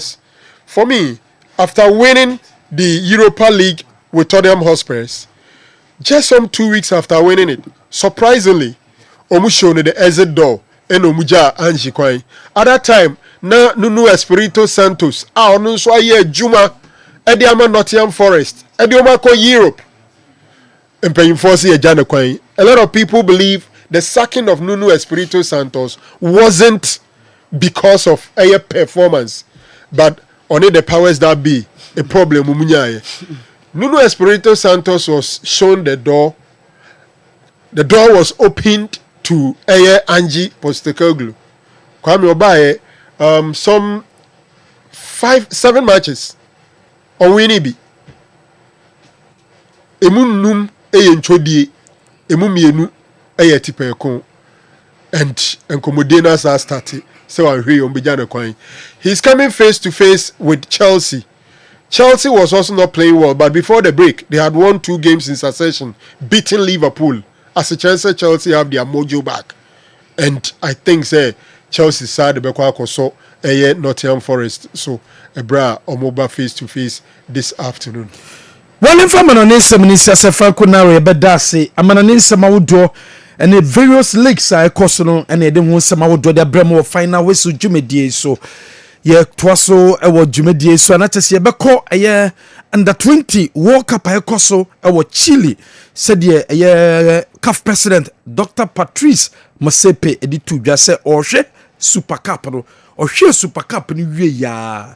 boom or trying a private jet to straight to Chile no akwa Morocco versus Argentina. Well, yes, as you finals Morocco versus Argentina. Yeah, a big one for Morocco. Yeah. Na major de say ne omutimi win a match ne yechna because ne omo bought third place between Colombia and France. Unso omo no more losing semi-finalists So the game no e ba so china. Morocco honestly Mickey owe adwuma so omo ye o competition a ese abaso body be. Ese abaso body because even the AFCON championship na e course so they were the runners up losing finalists. Omo ntimi a win the AFCON. Yeah, Koji under 20 World Cup no. We won the AFCON edition in Rwanda. We won the AFCON edition in Rwanda. And they called the world stage in Egypt. Esako winnie. But Morocco, they were the runners up, only losing out to South Africa. But our group stage Mickey competition here. Morocco was probably in the group of death competition because we were in a group with Spain, Mexico, and Brazil. This was the most difficult group this year's under 20 World Championship. But they made sure say omutimi share Spain, omu share Brazil, and omu draw with Mexico.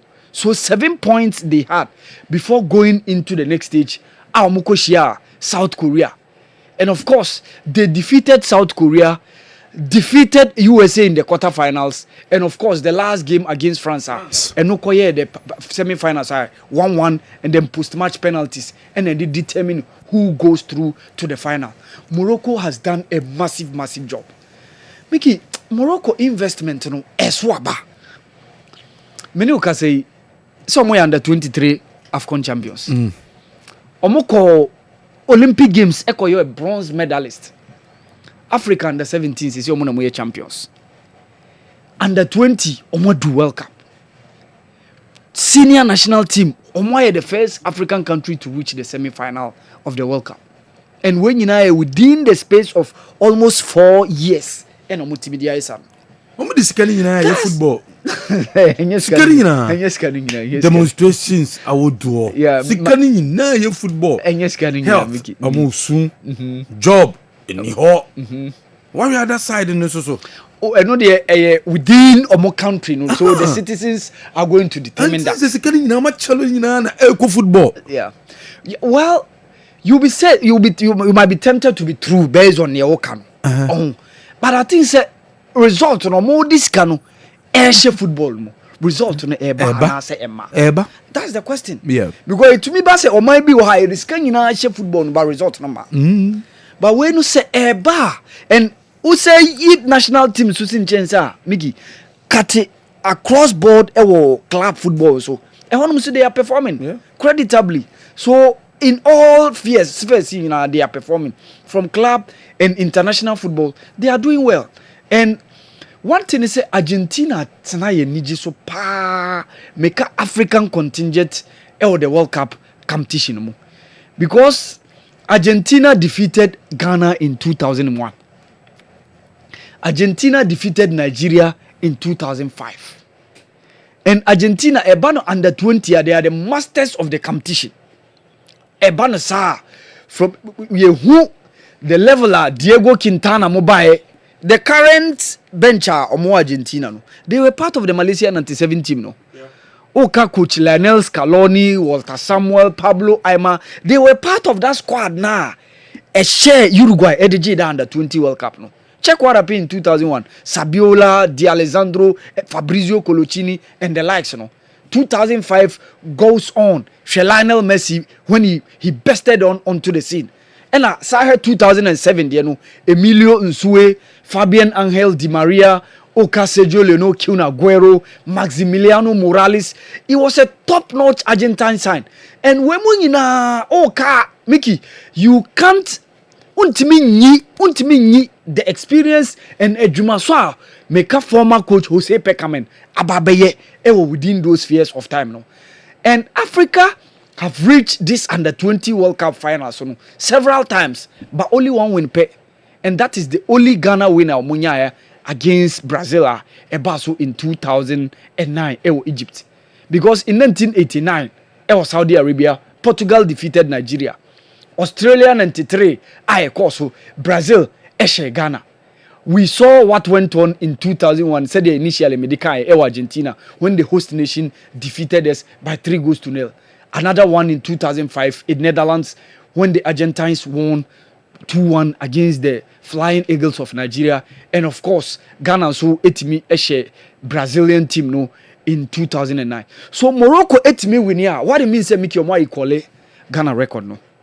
Not just Omwa Babe, the second African country to win the under-20 World Cup. But the new difference room, Geo. African American. This is some team. Okay. Yeah, African. Yes, we went to Rwanda, won. Yes, and yes, our twice. We say we know the more final. Echo runners up. Oh, the African Championship. The difference. Oh, there be make a competition. Okay. Make a World Youth. Bet me about Africa Monje. But make a World Youth Championship. Okay. World under-20 no. And omutimijia.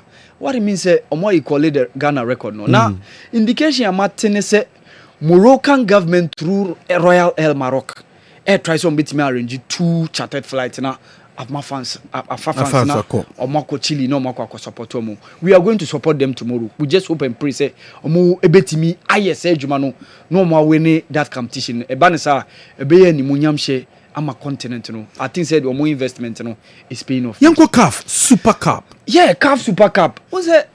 I feel we say a delay kakra. Yeah. Most times I need bob before a besha say. Yeah, yes. I feel we a delay kakra. And Mene can say this weekend, yeah, but CAF Champions League, CAF Confederations Cup. So opponents of these clubs, have to wait. But when you say Pyramid FC NJ, the CAF Champions League. Yeah. When they beat Mamelodi Sundowns to the final, in the finals now, the AJ title no, for the first time in their history. And of course, RS Berkane, so I had the CAF Confederations Cup champions after say defeat Simba of Tanzania almost so Edia winning. But Mickey Way, I think say be a revenge for Pyramids. Because when Pyramids started investment in football, no, first Africa competition, reaching final was the 2020 edition of the CAF Confederations Cup. And of course, unfortunately, they lost against RS Berkane in the final. And Mickey Sebekaya, season before that Nyame RS Berkane were also runners-up of the CAF Confederations Cup. And no, and a Kotokomo, any Zesco United, any Nkanamo, Euremu in that group stage. So, Zamalek in that year, 2018-2019 season, won the CAF Confederations Cup. So going into the following season, so year 2019-2020 season, and no acquire a final between Pyramid FC and RS Berkane. And then Isu Fudayo, Meka, the Burkinabe international, he scored the only goal in that game.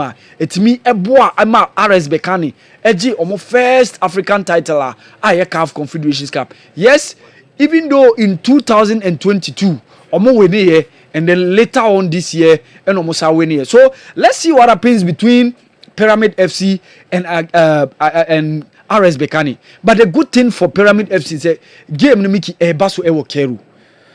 A single game. There have been some couple of years, games like this. Yetimi called the Gulf region. Etimi Basu or Saudi Arabia. Etimi Sa Koso Ewo Qatar. Ebiso Koso Ewo United Arab Emirates. This time around, CAF have decided to say Mobema game no Abaso Ewo Egypt. Wabrea Pyramid FC. Babesia Meka RS Berkane. For me, I think say RS Berkane can do what they at least where the likes of Kamara mo, Isi Fudayo mo, Uka Labi Narji mo. They have some couple of quality, but with the likes of Fisting Kalala Mayele, Uka Blati Toure, and of course the backline where the likes of Ramadan Sobi also being part of the attack. Ibrahim Adel, Mickey is fancy Pyramid FC having at least a marginal win against RS Berkane to lift the CAF Super Cup. No, I see Pyramid FC winning the CAF Super Cup. And a game near 5 p.m. Yeah. 5 p.m. GMT. Yeah, CAF Champions League that game. And 2 games course. And 2 games course. 2 games course. Now, Milizena Oka initially, JS Kabili, after beating Meka Bibiani Gold Stars, no, Omama Adena and Swano, they went on to Tunisia and against US Monastir. 3-0. They won by 3 goals. Emphatic. Wakwa away, wakwa winning. Even before the second leg, no, my Jumana a mere formality. JSK, Make it now to make it into the top, no, especially CAF Champions League, no, as a more catchy dada. Confederation ye who are in the final in 2021 when they met Raja Casablanca. GSK to come out, no, na acquire Confederation, but a bad Champions League crowd, me and Quenimu said ye be a semi-final mo, ube unlike back in the days when they used to be doing. And now, Mergem, the likes of Babakar Samo, any like Darimo, and share the 3 goals, you know, Emma GSK against US Monastir. And I think say a very good winner. Omutimi akwakonya away no very emphatic. Make imagine this second leg gonna be mere formality because JSK atimi akwakonya 3-0 win in Tunisia no. I don't see US Monastir going away to JSK to beat them and qualified into the Omushe Gold Stars say Omushe Gold Stars 2-0 waha and Omushe Gold Stars 5 ewa we so what they and the other now was and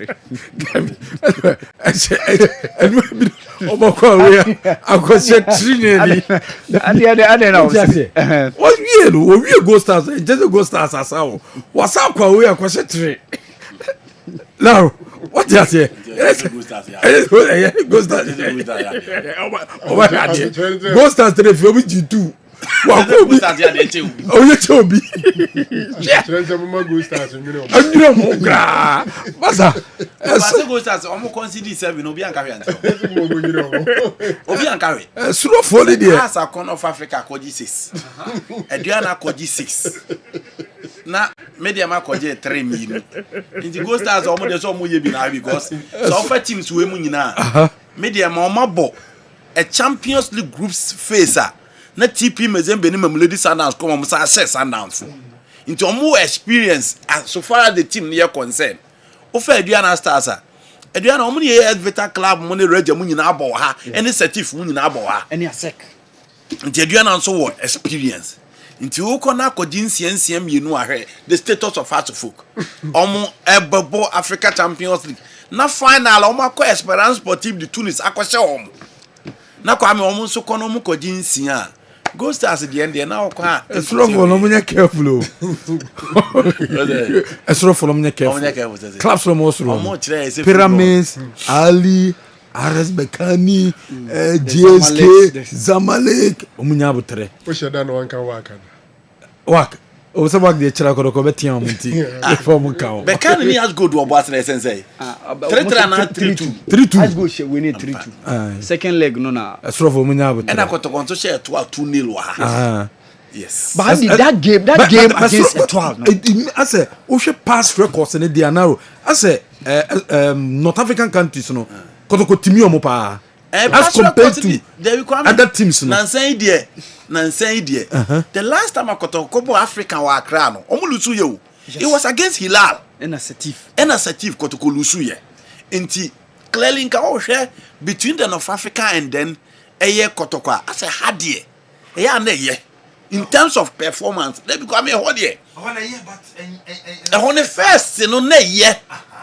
first dia sa na ye pa but na see Kobo friendly game ewo Sudan against Hilal say 2 matches almost dey 5 was 6 the first there Mickey na ye but say woman mu nyina omo ye North African team kwame first in there na ye but un say in gap na bemudo too much no scanner almost spending no eno na ama sa gap na dey abemu no because affected the black continent the black Africa side because so share in terms of coaches omo fa o hwe players omo to na o hwe omo facilities Mickey omo to players into coaching kwante now facilities are strap coaching omo and my game no omo pege to a different level and omo maintaining international players almost started for their respective national teams into omo bobo na pressure zero stage no omo fa and ball ni kroma who say quality na ikura ball confidence no so eno ni ade but you are only hoping that Kotoko that team experience or more the experience they can make amends because I had the one good results Mohammed the fifth one we are no be catch there say park ro mu bem to say them me catch the duana for the tabak e catch him say Omni Ranger don't buy package today. Money see the video. About the games like na JSK videos no kra na JSK videos three no yeah na wo ho ti enja go start yo mo ya de JSK for no I think said this time around they are showing seriousness say mo kra bibi na class o show mo na de sa o de enhwe and okay Andy even though US Monastir enhwe that a big team on the continent but Tunisia there at least you say Tunisia mo league no so level no was so kakra and Al Hilal also echo winning 1-0 enwa omusu ko Kenya omoni Kenya Police FC echo winning by a goal to 0. Mickey, I see these sides moving through after winning the first leg no and Ali but Eagle Noir of Burundi Mickey we there and shedanya big deal be Eagle Noir of Burundi there I think say Ali should be able to account say a bad thing so be say surprise like this Bessie Ali and you behind it me surprise you almost me kai say coach Malik Jabir and the Kano Pillars mu free that was 2009 those issues you know Mickey a basso once in a while and time me basso sa so I think that Mickey with Ali against Eagle Noir of Burundi there Mickey it should be easy for Ali a big game Raimo FC so ebo and then we host Esperance yes and it's a big game now Mickey Raimo FC from Burkina a likely say Esperance be go through a likely I don't see Raimo FC coming along to beat Esperance de Tunis because Esperance show more Burkina home and away home and away now Remo Stars for them some more charge ajo because money Sundowns draw number ya omo yi we team from Comoros no and a ba say money Sundowns and omo journalist ba ku bisa is it the Sundowns that played at the Club World Cup and I'm say yes I know say okay no problem woman say I know say these people are beating Super Eagles so you are telling me say we go beat them I say these people are beating Super Eagles you are telling me say we go beat them Remo Stars against Sundowns Mickey a big miracle for Remo Stars to eliminate Sundowns even though first leg no a big miracle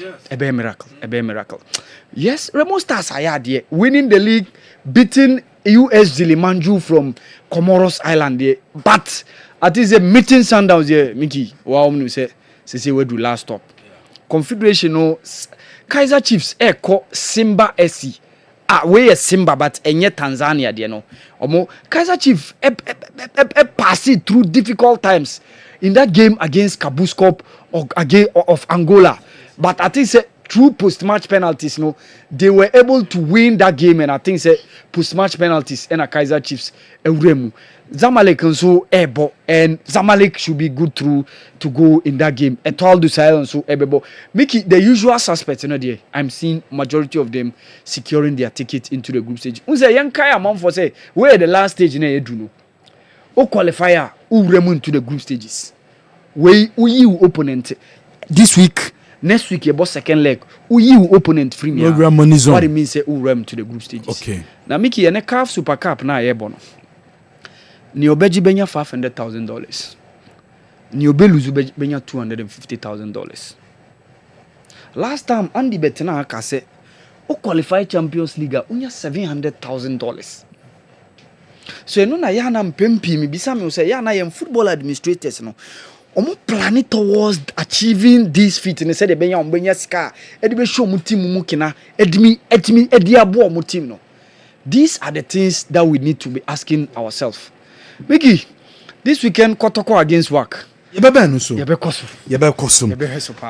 Mohammed and the Africa Cup Champions League Cup Confederation Cup yako aye Chile for the U20 World Cup finals bekoso abra aye African makers second runners up aye wo mayen fen Morocco wo men Argentina and bekoso echena and a CAF Super Cup RS Bekani and Pyramids and bebon ye ba aye Kotoko big game we bekoso Wakra Sports Stadium echena 3 p.m.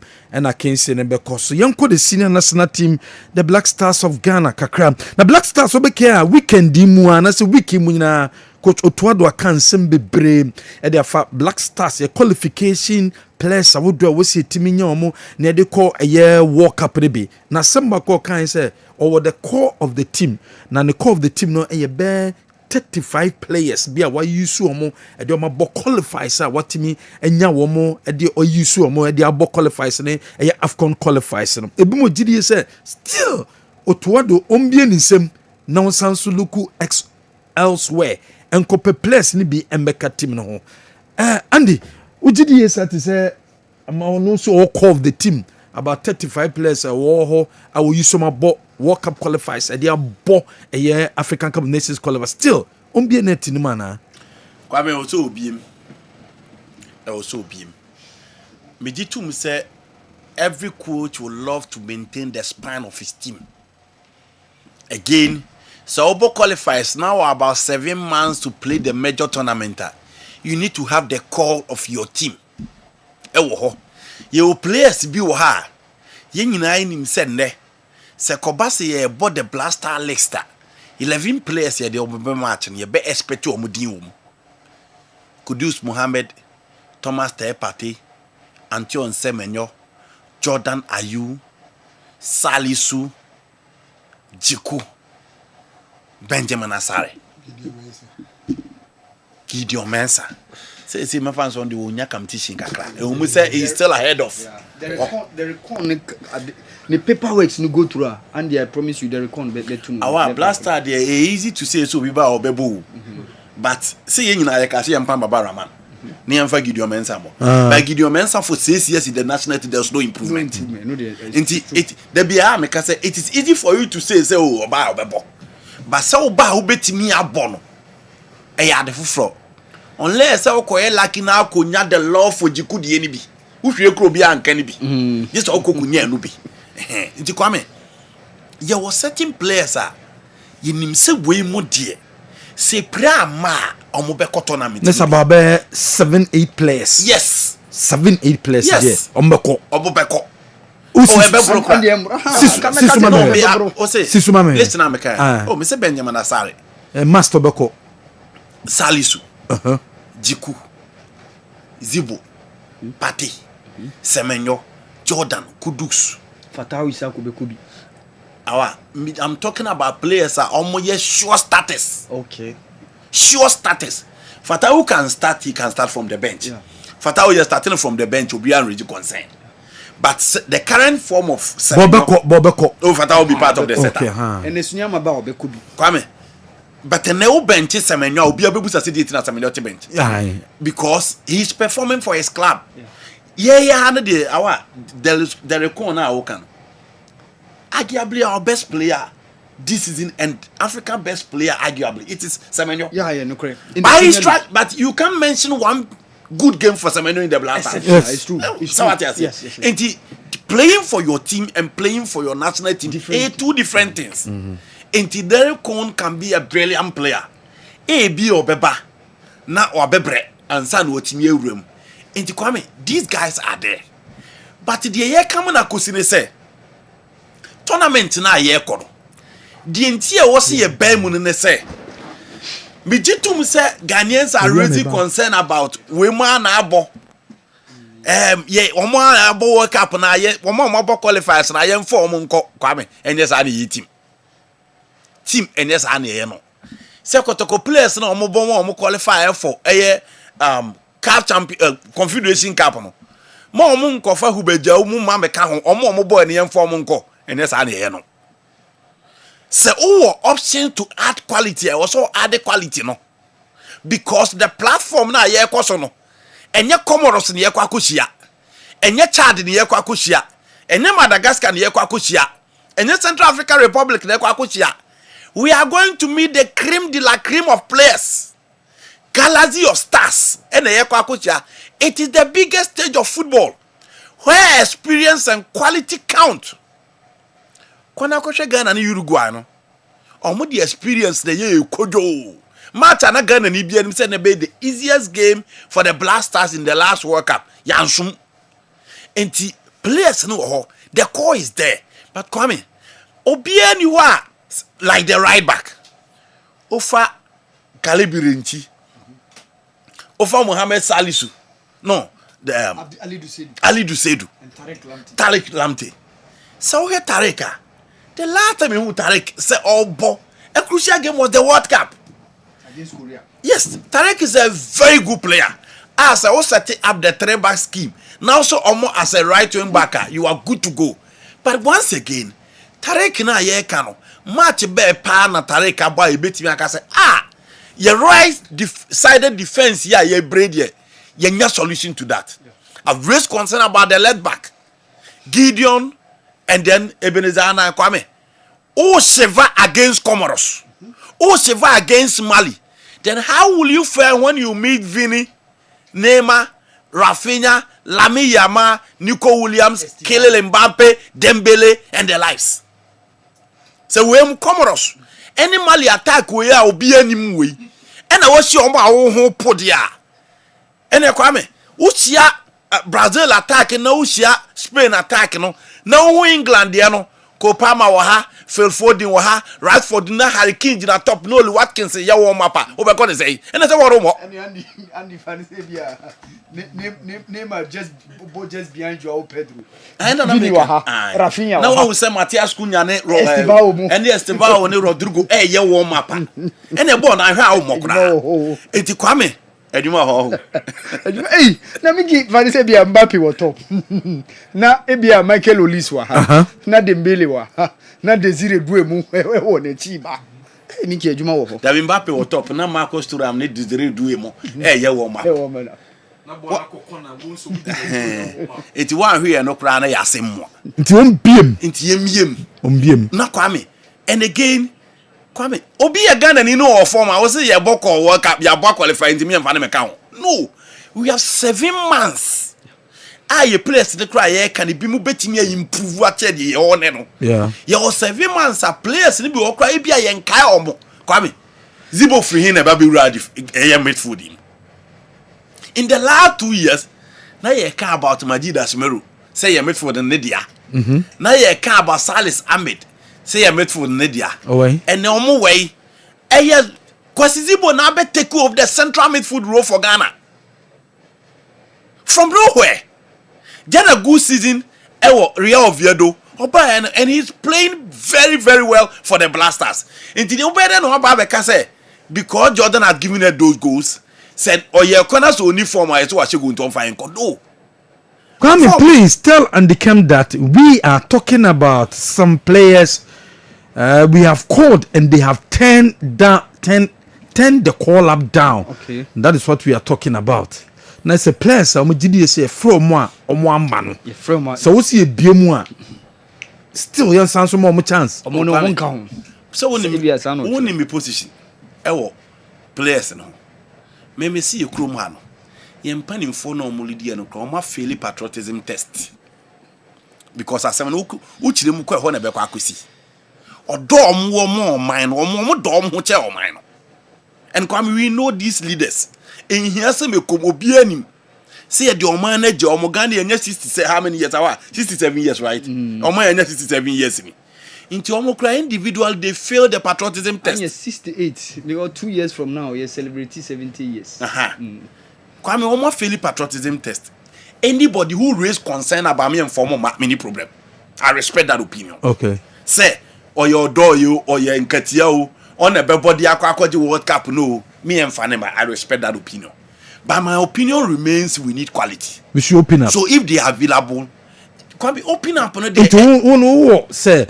Ya from pen no turn it down cry na ye quality akokra na ye mfra mo Mickey ho na wo Ghana fu nyina ye nka no kranchire ho nti me wo say ye wo chance to play for England ni your chance to play for Ghana you be choose there.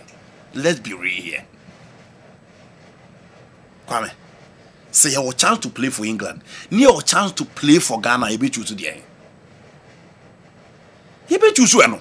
But at that time, England had not called. Into we need chance no. Into that chance is not there. Into that time no chance no yes say you define a chance no say we your mom who need into to my friend then still to my friend. So continue to opt for the England chance. Yeah.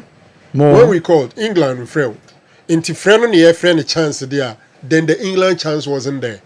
You only have the Ghana chance. Name me define a chance and say by virtue of baby you free enti ubetima kwa and a chance in the dia then you ubetima that's all.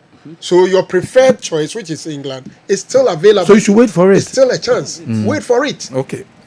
Okay, Andy. It is the reason why I'm saying that I respect that opinion. Okay. But Kwame, some players na ye kening na. Why na ko grant interviews or person ko Ghana World Cup? Oh, say Edin Ketia can say, I think there has been a number of comments from Edin Ketia say he's open to a call from either England or Ghana. Just after the qualification to the World Cup? Yes. I've not heard it. So you're open to a call from Ghana or England? Okay. I've not heard it, but I will not dispute that because it is coming from you. Pastor Franco, so what shall listen to don't do one play Bianco Carry? And Crofona tutum. Romeo Latvia did free. Kwame, Latvia did free. Tarek, and now crowd, I said Tarek George, we have baby on my day. They are not thinking of playing for Ghana. It is Kwame, some boys, oh dear. Na Pastor Franco na rodie no e fa na kale mo no do so akọ grant interview so be World Cup amagana ye na ye azumi it is the reason I'm raising concern about Latvia because Latvia or body ama Belgium and I don't think when he is fit any of the Belgium midfielders ahead of him. Come Latvia on the genuine chance with Belgium. Yes. Tarek George he's playing for the England under 21 or more years, and you hope you get opportunity because I'm not quite likely so be move from Chelsea in January to join Fulham.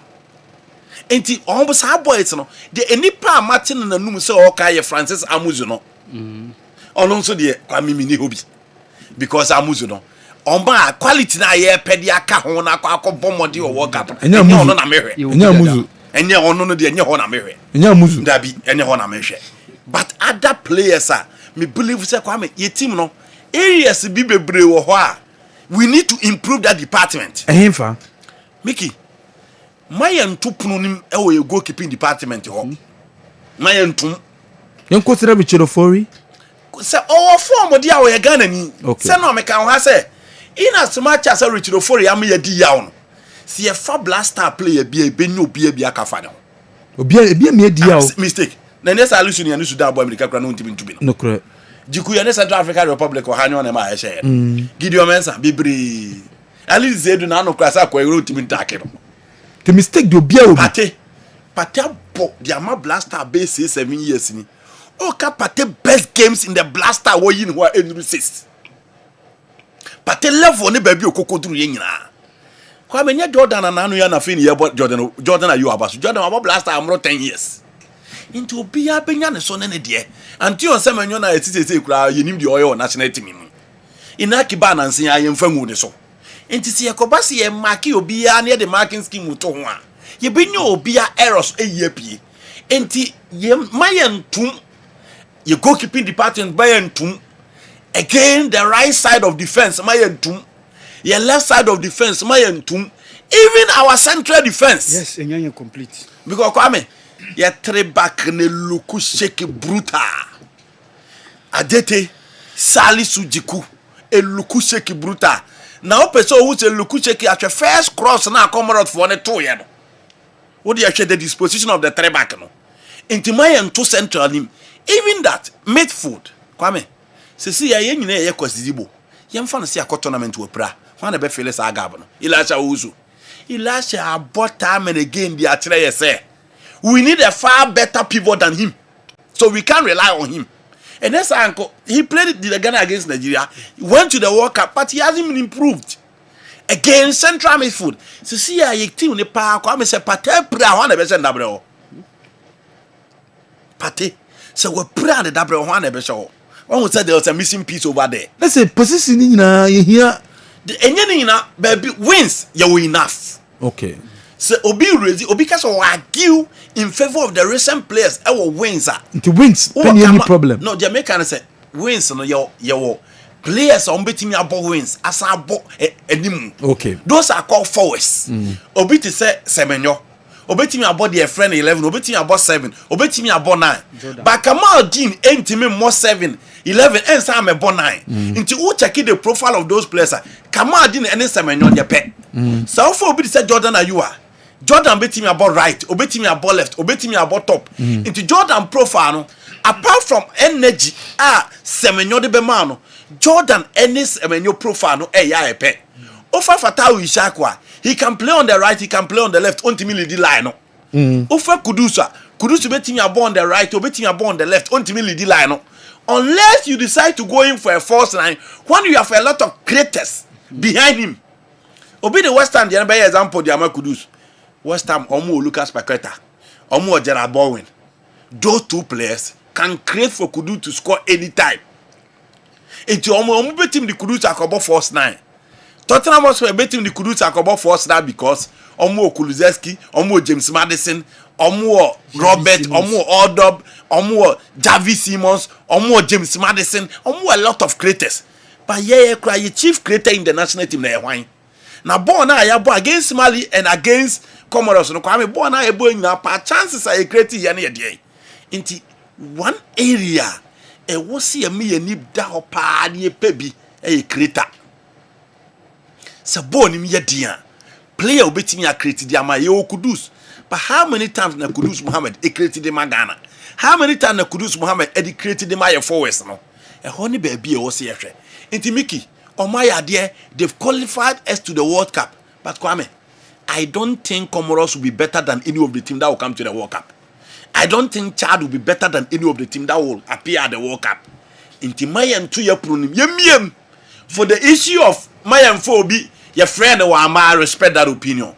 But maybe I'm for quality, and if quality is available, let's support them.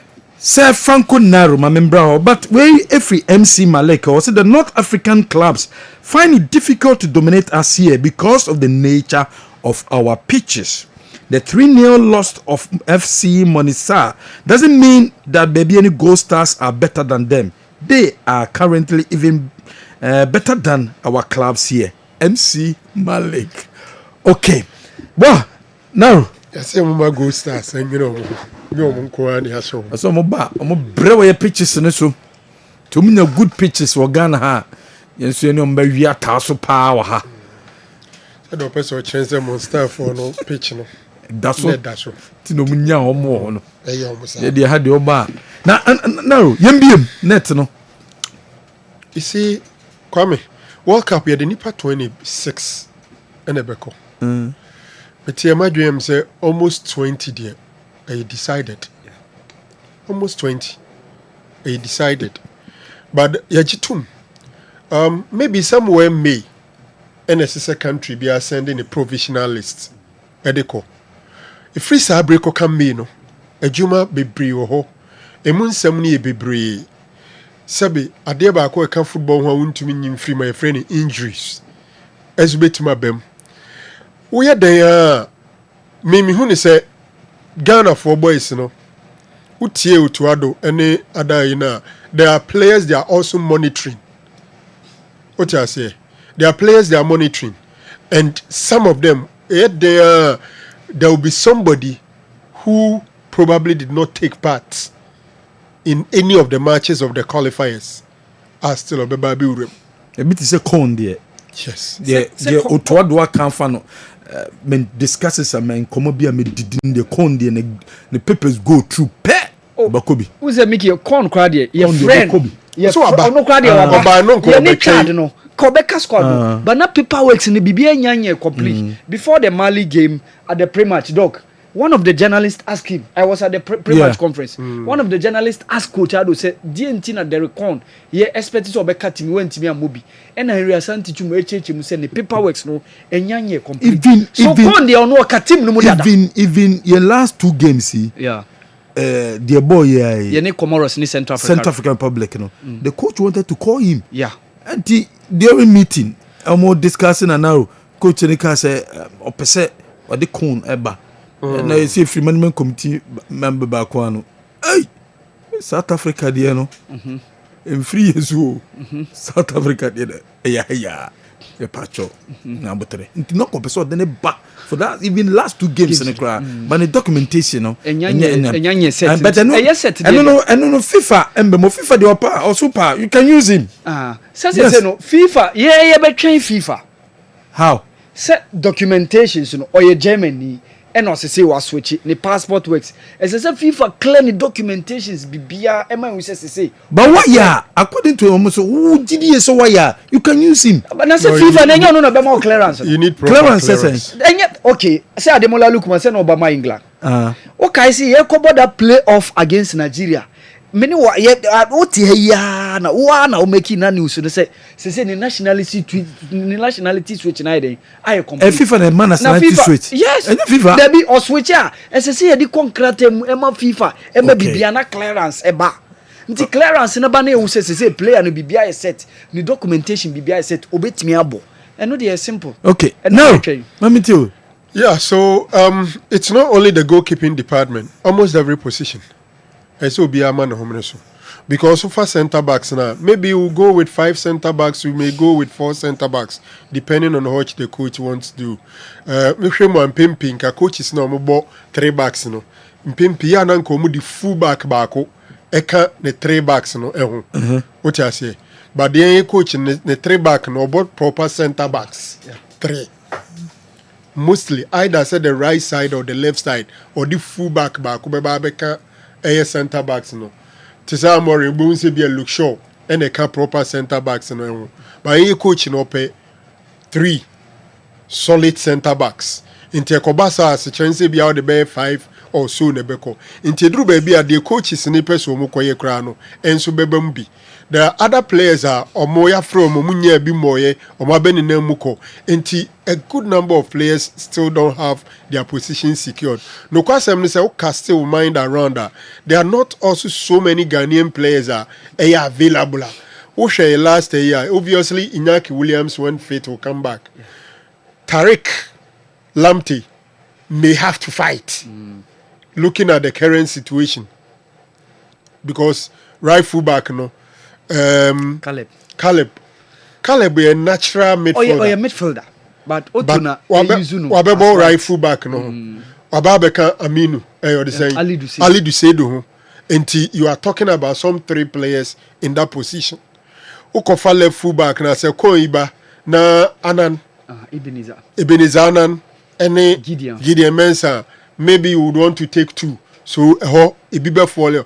And it's a whole lot. And Madriam say selection and it's a name and dear yenya botre the meme share ni say luckily we are lining up a number of friendlies into our friendlies no a whole necessary coaches ni ma potential gate crashes chance to come and play okay players be all show when him say eso mo ya de eso mo betumi atu mo no bi eso mo ntimi ntu first of all there are some who are even part of collapse na omunya bi mo yeah omo na eso omunya bi bo with these friendlies near her untumi tra benches throughout abra yehu say oba betuma ba na untumi mo some are obviously untouchables whether we like it or not look, there are even more injury qualifiers no yenyehu omo and esuyama say yehu na che okay defender Rayo Vallecano Abdul Mumin ono so prior che long term injury and when mu nyina omo kwa de make omo part of the team no mo omo part and parcel of the team. So ni nyina be depending on said the do okay can Jerome Opoku has been in and around unya enough times now no the ajetebe I was not that so much impressed until amamfo nya abuti ya mo boy friendlies but friendlies ni man for chances now mumu bobi na yenhwe how ni ma besi akwa Prof Brem kakra one thing is doc I'll hit you on the French friendlies no eno na ma adene sa ye ya say yentimi an qualify AFCON no eno na ma adene so ye ya countries no ma qualify for World Cup the musa na abo AFCON no bi ni Kessben nkwa na enko AFCON Africa for the say Ghana ni Kessben ye ni Kessben nkwa na bi abo AFCON ni bi there's 9 qualified no 7 of them are already there ye ni Kessben nkwa na enko AFCON te be bo mo pa yes how so at least uze omo esa hye some friendly Senegal aba beto ja say omo ni Brazil ebebo or England so you can imagine high profile game what you say November new year ya around second week of December Mickey ese so omo chance Brazil ni Senegal a big game power Emirates Tunisia nso be bought Brazil. Tunisia because Brazil omone Senegal no boy almost any Tunisia nso be bo. And these are all international friendlies omo be line up. Major say some of the other African countries be line up those games no. Tickets are qualify AFCON can also be my heat of test of time. Nti honom ye be ma players ye GDC ye betimi am more opportunity no. Nti ka in this case ne ka din ketia mo so betimi okay ka AFCON no mo mabobu we.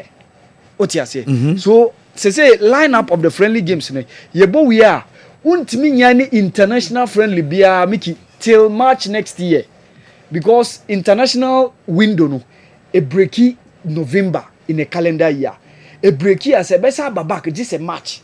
So after we no na in March yebetimi asa say some couple of few games be then so ye dey those boys na yenyan ya kwan enyan hwe mo na in this case, you know, you have more opportunity. There are a whole lot of guys who are performing. Mohamed Gaddafi has been an incredible in shape before so Bepra or USG. What Sadiq Ibrahim say? Only Kudu Simone under 17. AZ Akma consistently he has been playing. Only one Speda Otuadu Amane call up and one Sheda and Bobisa. And there are other players who are performing. Nina, I support ni Andy Ekano. Say young widen your scope. See you hope no bet me the quality be about idea team now. I think say we are good to go, Mickey. We are good to go. About 8 months more to the World Cup. Now for you who said it. You place the Bekoba se Franco Naro GDS place the Beko se 26 20 place there. You conk some mobeko. Mickey Nyabo Trawai. Insue any Equatorial Guinea had problems vis-a-vis the same FIFA that allowed the player to play. FIFA makwa kwa mane boy later no. And then same bebre. Omo kwa clear kra no. Abutrepa. Let's get full clearance. To be me committee chairman say, "Hey, masa Nyabutre coach South Africa and the wo Nyame na ya dom na omoko. Ka South Africa pa ankoma nko World Cup ya. You can imagine. You can imagine idea besi okrumo. Ka die besi okrumo no. Well, you told you me so final whistle and the bremo and ne anopay. Dumienu 12 o'clock and the best sorry. So you back Commercial Santi Korokone work of Morocco. Work of Morocco ni Commercial Santi Korokone match no ebe baso on Sunday 3 p.m. Our crash sports stadium work of Morocco bedru Wednesday. Or my training ne no many opportunity my training our crash sports stadium ahead of a game where that woman name Commercial Santi Korokone so I training our crash sports stadium. Chena 3 p.m. and I can't see no ebe baso. And do you think the best of preparation towards that game? Omanya, so share league games are kotoko apart from Quara games. Because we have more difficult games in the Premier League. Make it Kotoko Quara way to Brikuma a difficult game. Okay. Kotoko Ebu home to Babiani Gold Stars a difficult game. So share the rise our nation senior in the last 3 seasons in the Ghana Premier League. Sakotoko Echo Dr. Kwame Chie Sports Complex a difficult game. Into 3 games Sakotoko Abuin na games your coach I'll bet him their testy BBA. The good news for them is that Abetamwa is also back. And that is a huge morale booster for the setup. Into 3 games Sakotoko Aba a win in Brekum, win against Babiani Gold Stars, a draw against Nations FC, and to go out there in Nigeria now Besako Akunya and narrow win, Kwame Kotoko nya enough preparation. And I know that's a Franco Ruiz concerned about Omoko Koforidia. But Kwame, the good thing is that yente issue about Obia Kopra, Ebia Shaibu Dianiati before Omoko Akudrun cry. To nya enough preparation, all the players are fit, everything is set. Kwame Diakan Ginane say on the field of play could carry him to be the tactics and right. Players and be clinical. Because Kwame omo press high pa. Yes, work press it. So omo the video ni be to na unhua. Said you almost see pressing na. And Kwame, you know North Africans. They can lack the skill, but Kwame, they will never lack the energy. No matter their age. They can lack the technical skill. The black African deba. But the good thing for them is that almost why include blacks and almost skill nibi. As is key I can on start you. most of their games start from the bench. But so we team coach lodge na kwame omo ball ni nyina ono na ebo. And yenim say North Africa, apart from the weight, the pace, the energy, wing play no see very, very important. Wing play no very, very important. A kwanya obefa so stop weight play very, very important.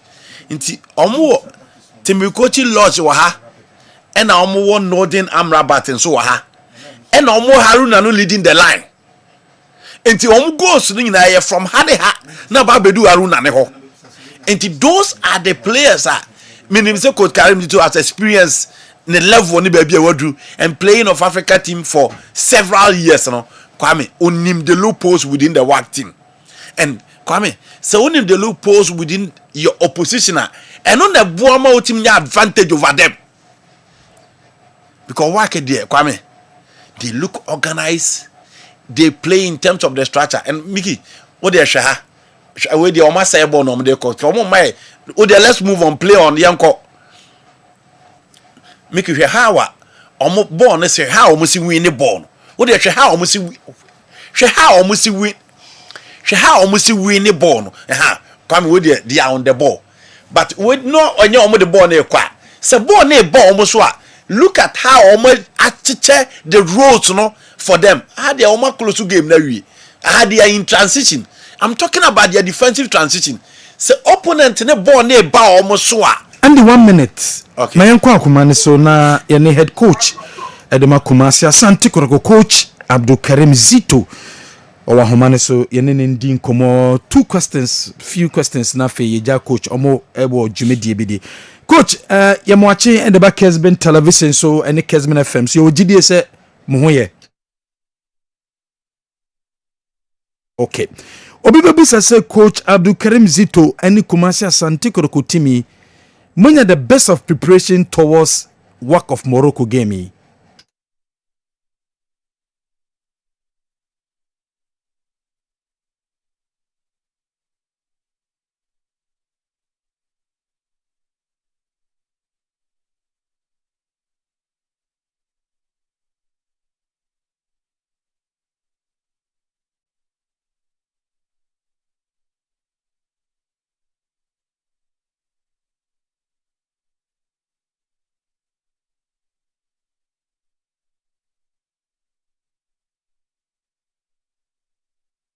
No injury situation. Shaibu Prawo Prano and how Adjene Kakra.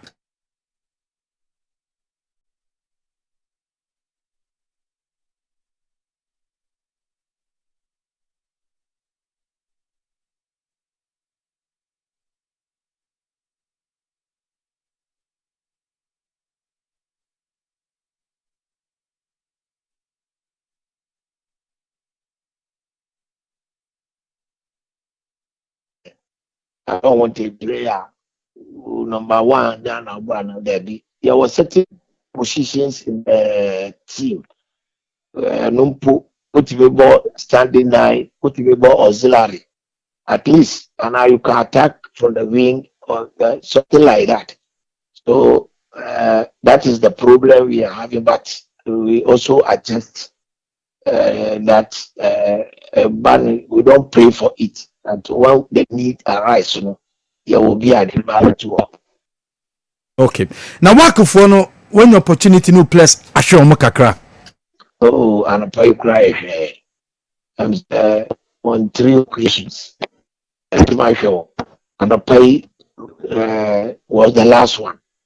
We check on their set pieces, and their attack, and what to do, also to stop them and I said to make them uncomfortable. So we've done all what you could on the field. Okay. Meaning some more Jumedi Bidia when a few minutes and a day amaye. To supporters or supporters of Kumasi Asante Koroko. One ball ewo Kumasi, what ball Kumasi pay? What Africa Kumasi pay? About games I can see Kumasi pay. This time when your opportunity among supporters no I'm sure ewo Kumasi. Se team na kupi mu Accra. Message Bernard de Momachina omo besere.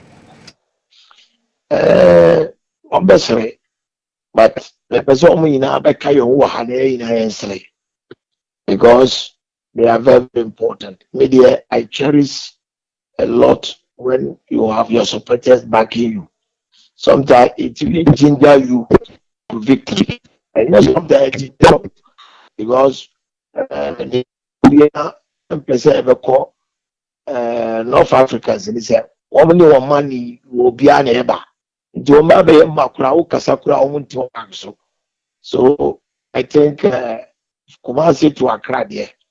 Kotoko don't hear you there. Yabeba na when TV and I tell you when you are there, better than say ubeti. And you know we need them. We need them to come and support us to victory. Yabeda si coach Zito yada se enano pay nemo Arab fund oni omo ba omo bompa ye pa esre favor luck from Allah na kotoko enso bompa ye esre luck from Allah sa but yet they also lose the game. Yes, and okredie obi enwa sabi mukura mo ba ejuma nenu o tina ho bompa se ya me mfa umbra na ya good show meboa sana yesu definitely o sorry won pass pe ese o so bompa se unu obi na ekodayo but onipa ko na sorry and o wa sorry ntese o dan yam yasi o dware wie na o bekọ ejuma so a o ka kire no so on fa nko no so fa mbra so bi ntia ina no ya ye abo no ankasa so e ma ho pa se o say after a hard worker why you bibia no why you bibia correct no utiki an element of luck coach is in pain for be omuka or see if you are low continue see but it doesn't go just like that. You go of hard work and good attitude like I say you know you know baby you know you are born against Heart of Lion. Me say Heart of Lion El Hali so omo friend am omo ye DJ yes omo bompa pa your boy first one which 3 omo bo 1-1 the second one you go you go more draw be show ya me baby that's it me baby now I abetamo e fully fit. Okay, I was 3 days was started definitely you know on team pushy senior we expect it. Yeah. So you can also no go say Sunday the most likely you will be getting. Okay, Coach Abdulkarim Zito Nyame nka mo ho e kina se do di kan di tudwa no say supporters of Kotoko obi amra Accra no mo beta mo chi na supporters on beba no wo mo ebesere yeda wase anano pay and this maintaining kado wonti andi nka ho kura Andy coach ya kina me wo chama stadium okay bye Efrel. Okay. Coach Abdulkarim Zito head coach de Makumasi Asante Kotoko na yenini din komo no si supporters mumbra eno ni adia ehia yie papa pande o si supporters no na mbra wo kwame na mo bese Kotoko supporters beko bon ombeko papa na kwame one of the last time I went to Kotoko bo match won kana nkrofo yi sika so omfa nso omusika so mfa nto emfa bases ento take it in famra the usual Kotokone has games and na obehu say omo ba bebo a obehu say oh eno kra no yebeko na ebi a omko but kwame game we game a omo ni say omo anya the number 12 to support them they won't survive and you need that vociferous fans. Yeah, you need those fans that will urge the guys to show up when the going gets tough. Into way a match and Crawford and Kwame. Work of Morocco, the last time they came here. Has. And you know, 3, 4, 5 years ago. Yeah, that was 2022. After say has yes. 83 years now. On my bahay. On the last time on my baha. Ali Baha, and I almost 20 years now. Yes, since Ali Baha, Omone Brikum Chelsea. Yes. And okay, Koso Accra. Yes. Eti Omono, so Omobaha. Kwame Omobaha, Makoma Kona on Sabeka Omo. And a game of history. game of moment, games that will be a best expect say or best city behind, no enjoy those players on the field of play. So the fans will be there. Yakwa Manus name Mr. Alex Men woman organizes supporters from Kumasi to a year Accra. Mr. Alex Men Santa Virginia Circus Council chairman, you mo achi de ba Kessben, so mo gidi so ho ye. Yes, you ho ye pa. Na Marco round sama kodoko supporters bebre aboa mo se kwan bia so mo fa supporters emfi Kumasi enkonkran anope yete se bus samafa no ayema into bi pese okobia ontimi nko ene supporters na arrangement no say ne city obetima chem kakra de maye na was na mente wa chief na mente wa ayefo nyina ene kwa na bus ni ayema na ya was supporter chama ya o proactive ntina me ka se wa tina na one bus aside asaka ho me ka se nti o be smart bi bit ma free dia no but jone that trip no na was na nti ta ya me so baba bia me ka se ya fa phone na da 0244 94 91 98 0244 549198. So friends is here now obuku. Ube Chelsea scan sana sha adru. One Chelsea dia unti ko ka bas no. Ya ka bas ba ko pe. Me ka ta kwa na ka ni pa bet 29 manti obi anfe wo mane nya me support. Me ka say ye fruit den pa ye fruit to say admit the wo aka ba aboso. Police moto dia ni ma say bas ne to so obi a ye ka to so say catch bear 50 and there you to kuma you create awareness and remember that's na to game or the account post so me ya na be pa that's okay until so far answer na ken na bus amanya ne ba kwa be kan bus sen na so far mo dey call so far the 6 bus in area husband when it tosunsia all right now obi join here also sika na say e free because obi be ka say kodoko supporters na edisika e dey aba yeah woman say VIP tour na e dey ba akara so how about akara fra 100 Ghana cedis in 100 cedis out. Okay. Meaning 200. But the way they see Obia extra 100 Ghana cedis in and out. Okay. It was a 50 in, 50 out. You see, just talking bit. Now the high as a so the high passes. But I got you 100 Ghana cedis. And 10,000 my pass. Yeah. Yeah, know. Just bear 3 trebas with the bit nafa. Okay. You can do so in fan support na event in the Camania. Nti se se ne sempesa me ba me pese me kobia 100 Ghana cedis ena metua. Me ba so premium papa sa papa. Me ticket bibia nka ho transportation pe. Me ba so sure transportation pe. Nti me du akra na che so me a me twam ticket. Me ba so pe ai. Wa matis me won se K5 ebel ye betimi na di nkomo. Me no kata kai ti mo obi a interview, chama K5 interview. Chama so wo fuzo wa interview na me interview. Okay. So obi mani abre pa. Ye dia be ya sanke to akwa. Na efom ye pa. Papa sure. Me no kata ya famu Russia. Ya famu sa Russia e be pima say ye ko akojone Kaneshi main road no. Okay. Yes, and there two across all the principal street. Efoma make say ye empire kwan so na me bi so. Me say baby I come on. The other from. Oh yes. Me say the baby work of Morocco Afrimu. Okay. Now Dalton Thomas is no one say yes got to call. We are up and doing. The baby work of Morocco Afrimu.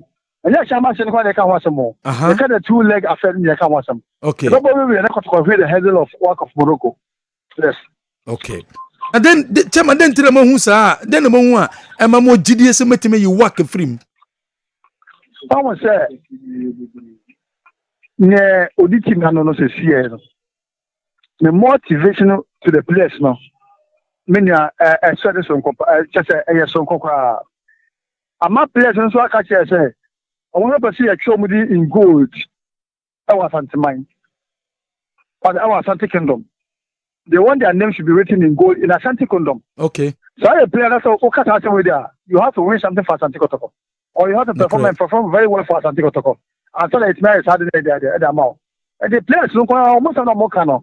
Then I say yes, you cry. Yes, who will be able to say my dear. He say, "Oh my God, Papa, so money be come out." That's all. That's all they need from us. Well, chairman, you better say anope. Okay. Chairman and as Santa Regional Circles Council chairman, Mr. Alexander Menu and in the din komono si basono o insia aye ready dada aye full na omanya the 7th one anameboa. Yeah. What it means is a juma wo hopa. Special in cry ho. Because basi minim say for 50 krana insia na saying 300. 300 pe. Accra Sports Stadium nipa 300. You are talking about 40,000 capacity stadium. Inti basis no and also 7-1 or moshi.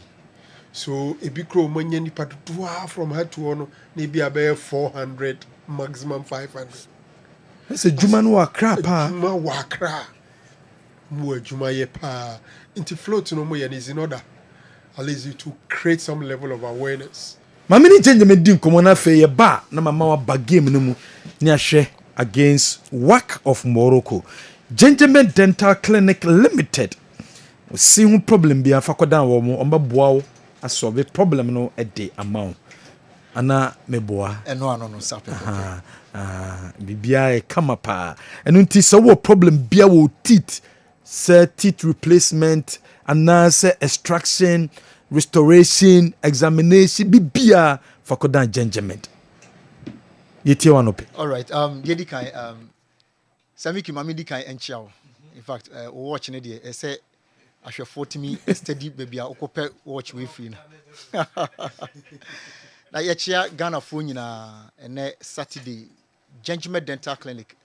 Nia ye kan say ye wo homa say ye behwe say wonuma pomode na say oral hygiene no ebe fa ne ntoma pa elefra eno na ebe ma ye nso ye ni age na ye nya impact ye feel say ye bibi e dey contribute for Mother Ghana na eno so etumi aboa nti no say this year onyanko hu dentist bomodian say in fact later part die say utumi try na ko hu dentist because uko hu dentist no eboa ama wa hu oral status wonum den na ekoso ho obi okra na akaka kra bi na problem no na asi because dental problems no some of them no ebu ha estatia enye immediately na obeti start say u Philippine ebu it takes time but the more na eche no na eka esese wo bo ho no na eye kese mika say wo hwe me utie me o fili say wunya teeth sensitivity o se no efemfem o e kire say bibi ekoso e wo num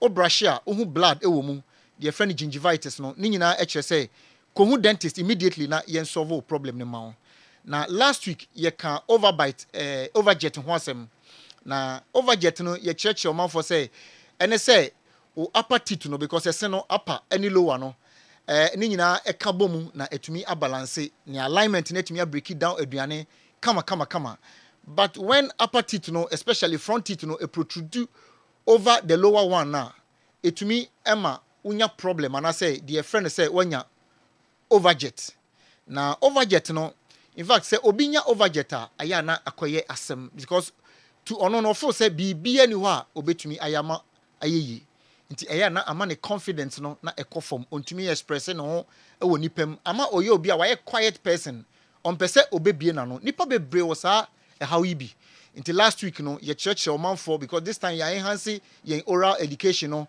e kire mu kwan a e fa so a obi etumi enya overjet no na ene say overjet no ana say obi a o se ye 1.5 to 2.5 centimeters a e kire say o se no wanya it's normal but a bro 2.5 there na just wanya overjet na overjet no e kwan bebre na e fa so do ba ebi eye skeletal issue ye ka skeletal issue a ene say ebra ese no enyini no ana say edru tooth formation stage no ubehu say there's an imbalance of growth because ese no etuatua ne socket mu said ye wo hu ese no wo TV no so no ese no each bia tua socket mu e wo jaw bone wapantan no mu e na eba enti say udru teeth formation stage na say unyini ba no ebra ojaw no say imbalance bi ebemu a na ekoma upper one no upper jaws no eno tumi ekoko ye kɛseɛ anaasɛ ɛyɛ kɛseɛ sen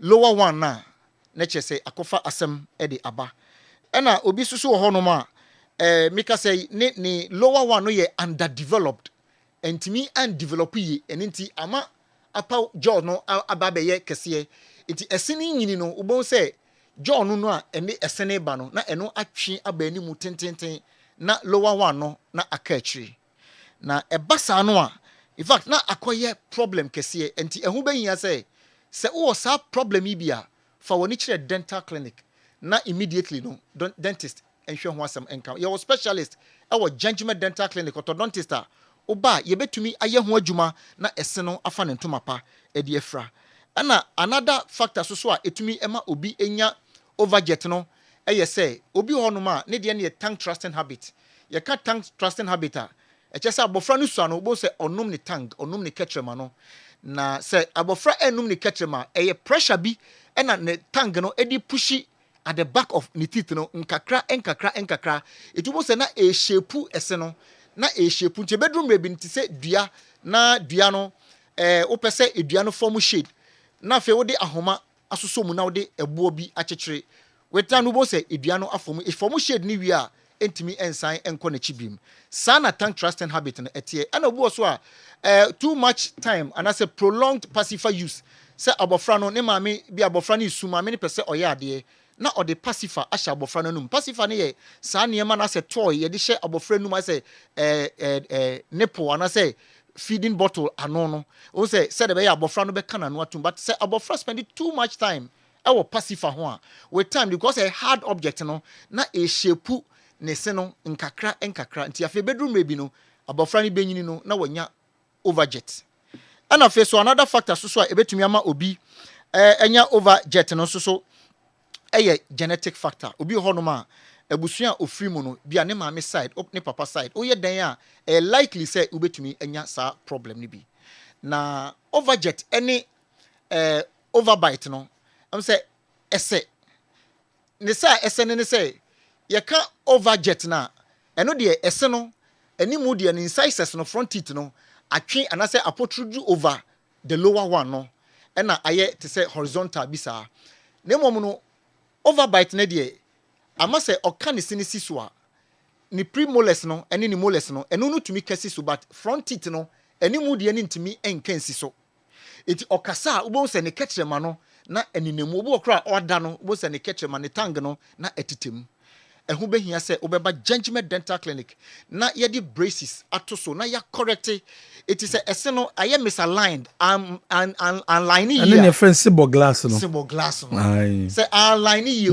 o kan Salomon so bia o see symbol glass it is ɛse no and then of course sir on say ena na michire mu say you have tongue thrusting habit say abofra no num ne ketrema and pacifier use no so another factor itumi ema ena obo a genetic factor bi ne mame ana ne papa it is ye hu ne ntam ne yanso ano a obo say kakra na abofra no nyini no na ne se no ayesa into good level bear na metima she ne braces na mana timi aye say abofra no from 8 years going now ye betumi a correct ese no e di ama no because your orthodontist wo ho a because obo okra ne de na spaces ewom obo ese ne enyini no ba kutua na ba kutua and with time ne bia ne 40s 40 years going obo se ne start 82 e wo se ese ne nyina tumi kashia na etumi break it down aduane because pressure ekoso it is a achiacha na align ya entimi kra ma wonchi wiye de bia wuti pain e wo osini mu and obi a overjet no on say aya na oye vulnerable to say e bia otehwe ya na ne se na boade so obi okra na ne se no ba bitimi ekobu odane ho kra o ba bia na akopim ba bi na eso abu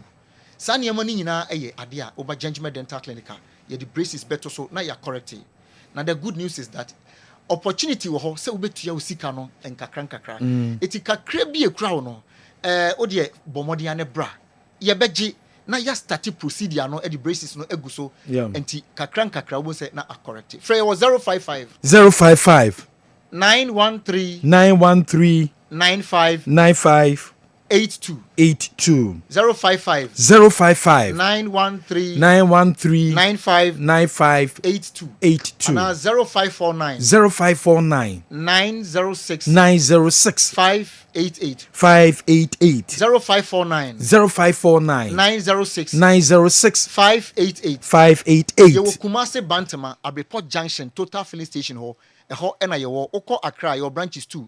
You are relocated from Nungwa C5 Market, Yaba Nungwa Secondary School, yani Baptist Church, no, and NDC party office, no, and a direct opposite. But Dome Kwabenya, Atomic Down Roundabout, no, so a hodi yeda so ewo. Oko Techiman, your Market Magazine Road, no so. Oko Takrade, your Banchase Tadisco down, a ho and a yewo. Ena a face Koforidia, yani Central Police Station, no, ena a bonho pay. Na Oko Aflau, yani Eco Bank, and all the same building, our main road now, or the court border, no, Tamale. Aya Tishigu, yani Central Post Office no ena ehwe ni mu. Eni nti no bomode na frɛ Judgment Dental Clinic na yentwetwe enkomo. Sisi na wo question bia. Ye chia yensi you Mr. Eric Frempong edan wase pa. Judgment Dental Clinic ene ekomo asoye enne anope wa kyerɛ sɛ wo teeth no sɛdeɛ esitie bia no fabra. Ye be resolve e de ma o teeth no sɛ apagya kɔsoro.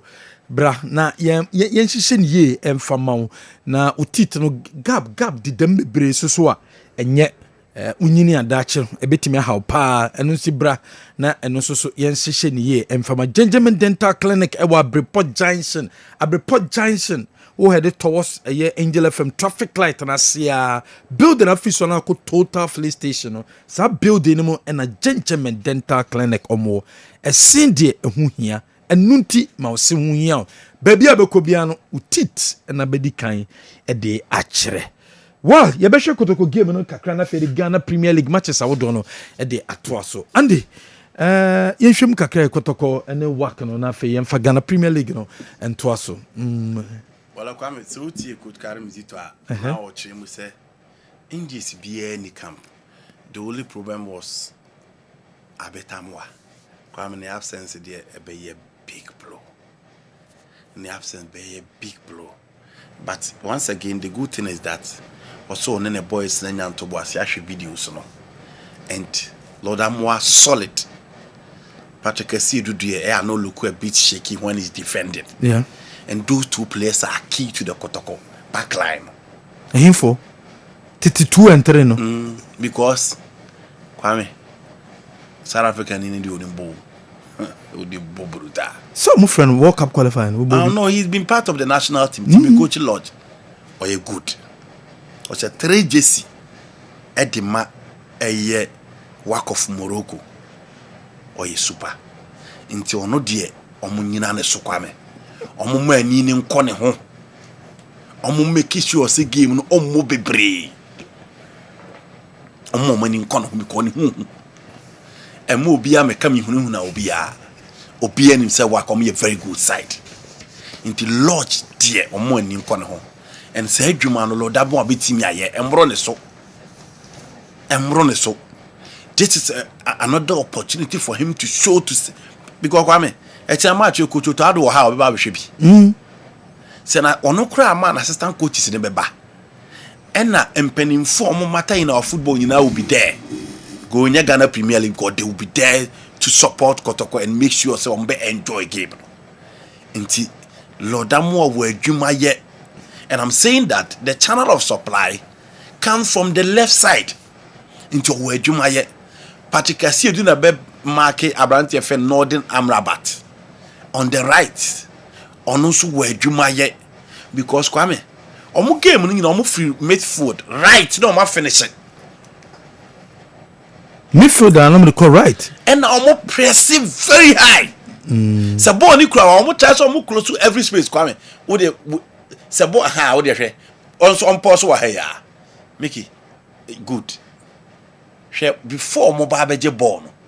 Go hold the position of work for na she white no. Ball also mo pressing na the win ball. Into two player no gina ye anim ha ya no. O nipa mienu na akloso no. Hwe de o free the other side there, but no say ba akugina na nchen. Hwe the audacity no say ba akugina na nchen. Hwe the other no say ba akugina na nchen.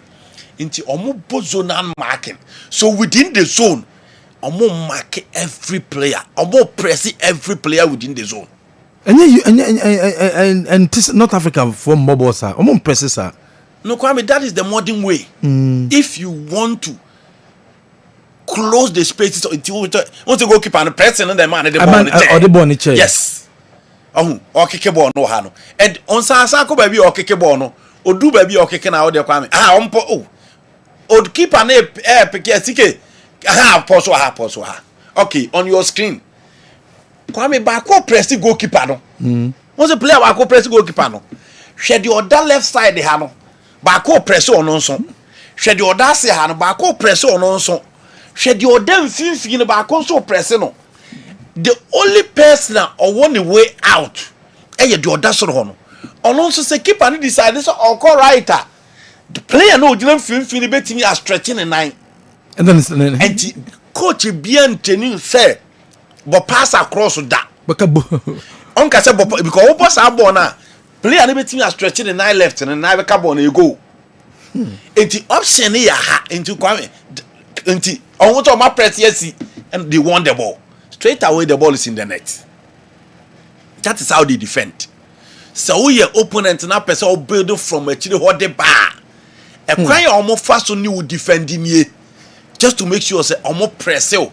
And Kwame the number can be back on the particular see do. Almost there be almost right. No more finish or middle ho. Look at this once again. Into the Sasha. Share the movement no more de bano. Instead say the opposition in me two center backs no. Ebe close to the person inside the box no. Omani wo the okra ball so. But enyo no na ebe finish it. Inipa no fretch ba na ebe finish it. So play on and let's go. Itibi ki hwe o fretch no abe finish it simple. Ohun ba bia ono ni free a obe finish a ball. Inti that is how they play. Timi coach lodge no. 3 years no. Ono ni free wa oba finish a ball. It Kwame everywhere a ball ni be kopia who so many di akire and how obesi awia the two center backs no a place ball easily nti omo wa eniema any kwaso you woni free so person no omo ba you have to be quick, you have to be intelligent, you have to be smart, you need to close the spaces, you need to press so high, you need to be quicker just to make sure say omo plan bi omo de bebe bia no ube you omo free ho, and you need to be clinical as well. Inti ano ni ade a work of Morocco edeba midfield they I don't think say Kotoko benya problem bebrebe but say Jew entry Adabo Kwame they also need to press nante na ya na omo nante no we enweke which play second decision no omo ko, and they should be aware and be careful where they commit fouls. Abro, Samba, Lord, Asiedu, they should be careful where they commit those fouls. They should minimize the errors. Because Mickey, we mo de omo wonye mo omo de ba game nim. For me, Kotoko also need to be clinical. Hana betamu ohu hia no. Pitami do akwa wa bodjuma kara game no bodjuma too much. I want to see him teasing the right back. I want to see him taking on those players. And again, one advice in the second, I'm only North Africa for Bobola. First 15 minutes. So almost timino mwa omo obeko. First 15 minutes. Omo de steady. No mo say there be pressure na e ba do so omo na obeko. So omo ne okuna still omo timin contain pressure na omo be switch dey akọ referee ho. Omo de call referee na still ensa anya adwuma omo be chase ade da ho. Ene da ho. Nti strategy ni amiensa. Ene da ho. Nti omo yesa na nyina no omo di beat time kakra na ye pon. Na omo frustrate you. Na omo bobo no twetwene. Na omo ne wo ko. Kotoko should be where. And with coach Karim Dito out bench no experience no ho. And Kwame kill the game in Accra Sports Stadium. Because Mohammed V you won't survive. It's chance be a baby entom. Chance be a baby entom. Kotoko search for goal. Na omo make sure say they don't concede. Kwame. Omo make sure they don't concede. Omo you good to go. Make them hope Ghana had here. Because me hope na me boa. Ghana do hope say Kotoko ebetimi awene. Kotoko betima show. Ti say 2-0, 3-0. Kwame Kotoko 3-0. Kotoko 3-0. Oma ya di obi anye bida. 3-0 kom oma ya de obi anyi bi da Kotoko betimi enye 2-1-1-0 2-1-1-0 bi oh ene se na basadi ya na ye free mu ano no kwame at least they should say me go ka Kotoko be qualify ye ka Ghana bo ada Kotoko qualify Mickey me see we are not discussing the two legs and I'm two legs we are discussing that's ka 2-1 na is ye free oh David na ye ko ete ko se Kotoko she kara anamboa ana Kotoko Muhammad the fifth that's 2-0 2-0 aye 2-0 quite is possible it's possible amuni go go munya 2-0 go ba na unye safe o 2-0 aye 2-0 de Kotoko is safe Mickey the first 30 minutes no one here be fireworks ubehu crowd awunya hu bi da 3-0 na uye safe and no cry no just also original hall stadium ho enti kwame Kotoko ye omnema yi a they can get a slim victory in Ghana 2-1 1-0 B on betting of a 2-0 ana come wishes in your horses aye but times said than horses beggars would have ridden no kwasem ne say Eddie Kotoko boys no omunyin tum say omo be call the extra mile on be run on be chase every ball na omoye very disciplined especially at the back sometimes yeah na Samba O'Neill One Ablo these guys are extremely intelligent little mistake they'll pounce on it Ediayo Kamara would have to be alert Pumban onyai Bono Puban because they follow up Mono chino na sa feeling semuno because Oshaya Kotoko last 3 games no enyo ne die Kadri Eda 2 but Aziz Dari Eda 2 then Nations game Kamara returned they catch them and say coach ni GD say it's a game with Kamara and Eda because Aziz da train it was one kabed and say with the Kamara bebawi so Kamara had a clean sheet against Nations and me sure say it's in order says it to mobile because we mo height no soropa Kamara is okay when you keep your strong in the air corner free kick here cross the box no a debate mayo they would have to be prolific up front Emon Empire say Albert Amwa will be fit Zito so or fit but yes normally who through fitness no ubinya match fit ubinya fitness no but match fitness ya na another so I 1 or 2 trainings for the team it looks good Kotoko team we know they are building it and one thing about this team is say defeat anya come mom say ya show no what from even MTN FA Cup final no ebe nyina obi kro mo mobo ni omo nheda so impressive but hardly are they beaten and only are they say show omo crying no omo nim say so omo nya bibia right na ne me koyi a na ebetima akotu no the trainer wo kan and the coaches will have to be very alert and play the game read the so omo read the team you see these Arab guys play to well rehearsed strategy omo mo bi ni nti so to me identify ni omo person omo ye any the omo ye I expect the Kotoko team to have watched some of their games and be sure say omo building a free hini no mo be wie wo hini who are the guys I say o kira omo so otimase nti adwuma de e bi da Asante Kotoko anim the fans would also have to be there and cheer them on.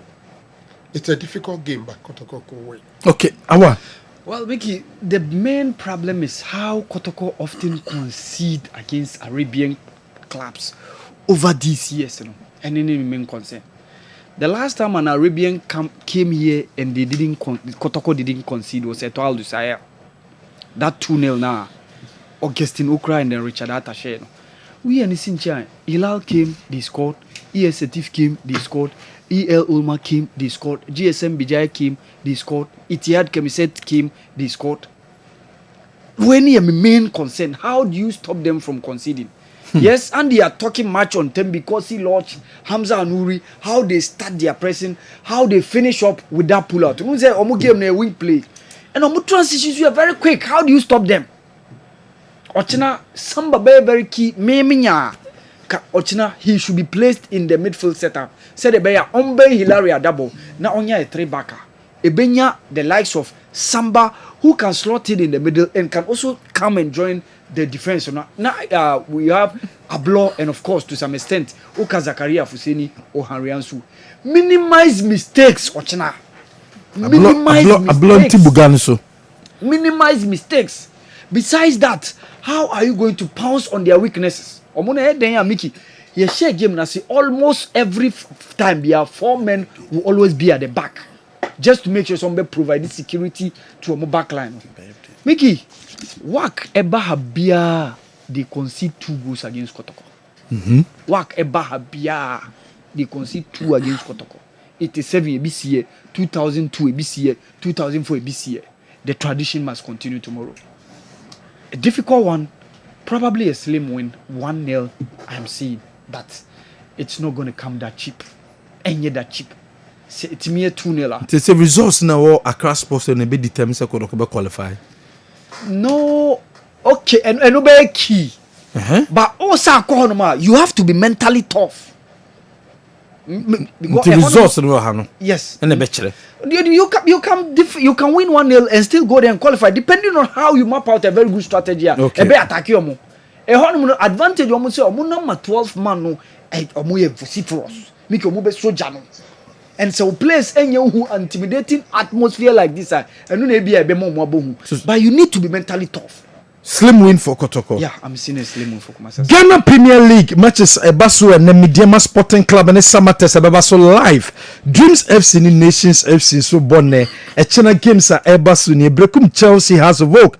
Bechem United Vision na Brekum Chelsea has game no. Omo say across board bebia 50 Ghana cedis. Baby 50 Ghana cedis. Baby anti so Brekum Chelsea has game no. Across board 50 Ghana cedis. Bechem Vision FC.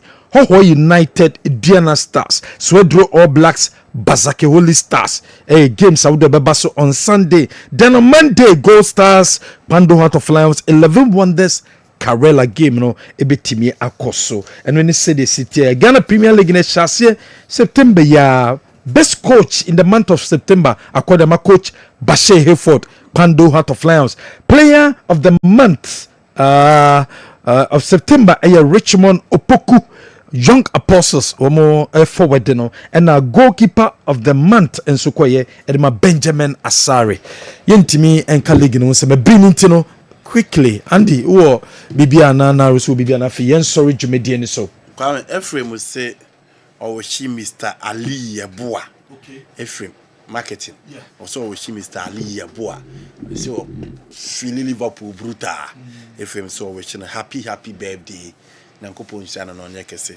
Page there dem want say Franco atwe nti obeye.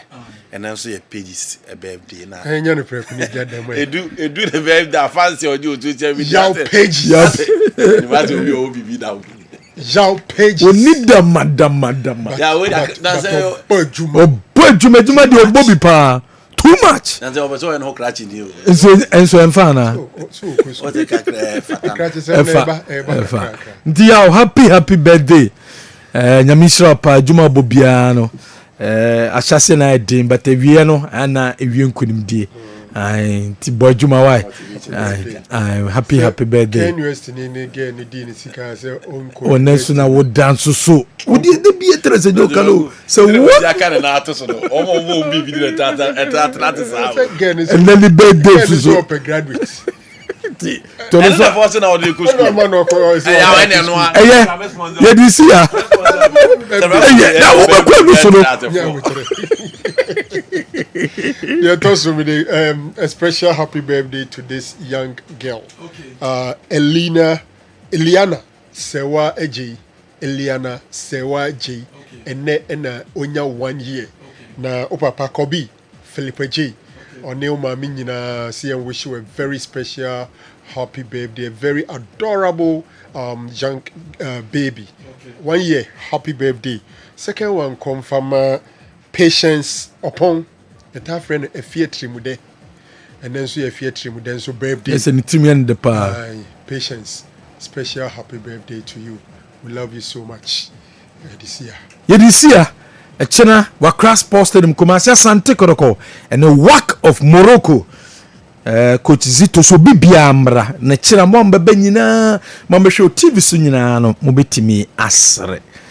Esrenu ewumu great. Mayan srim fierce and near from 2030 echo. Well, the final whistle Jumedino Asia. Yebesanso enemu Asia biom.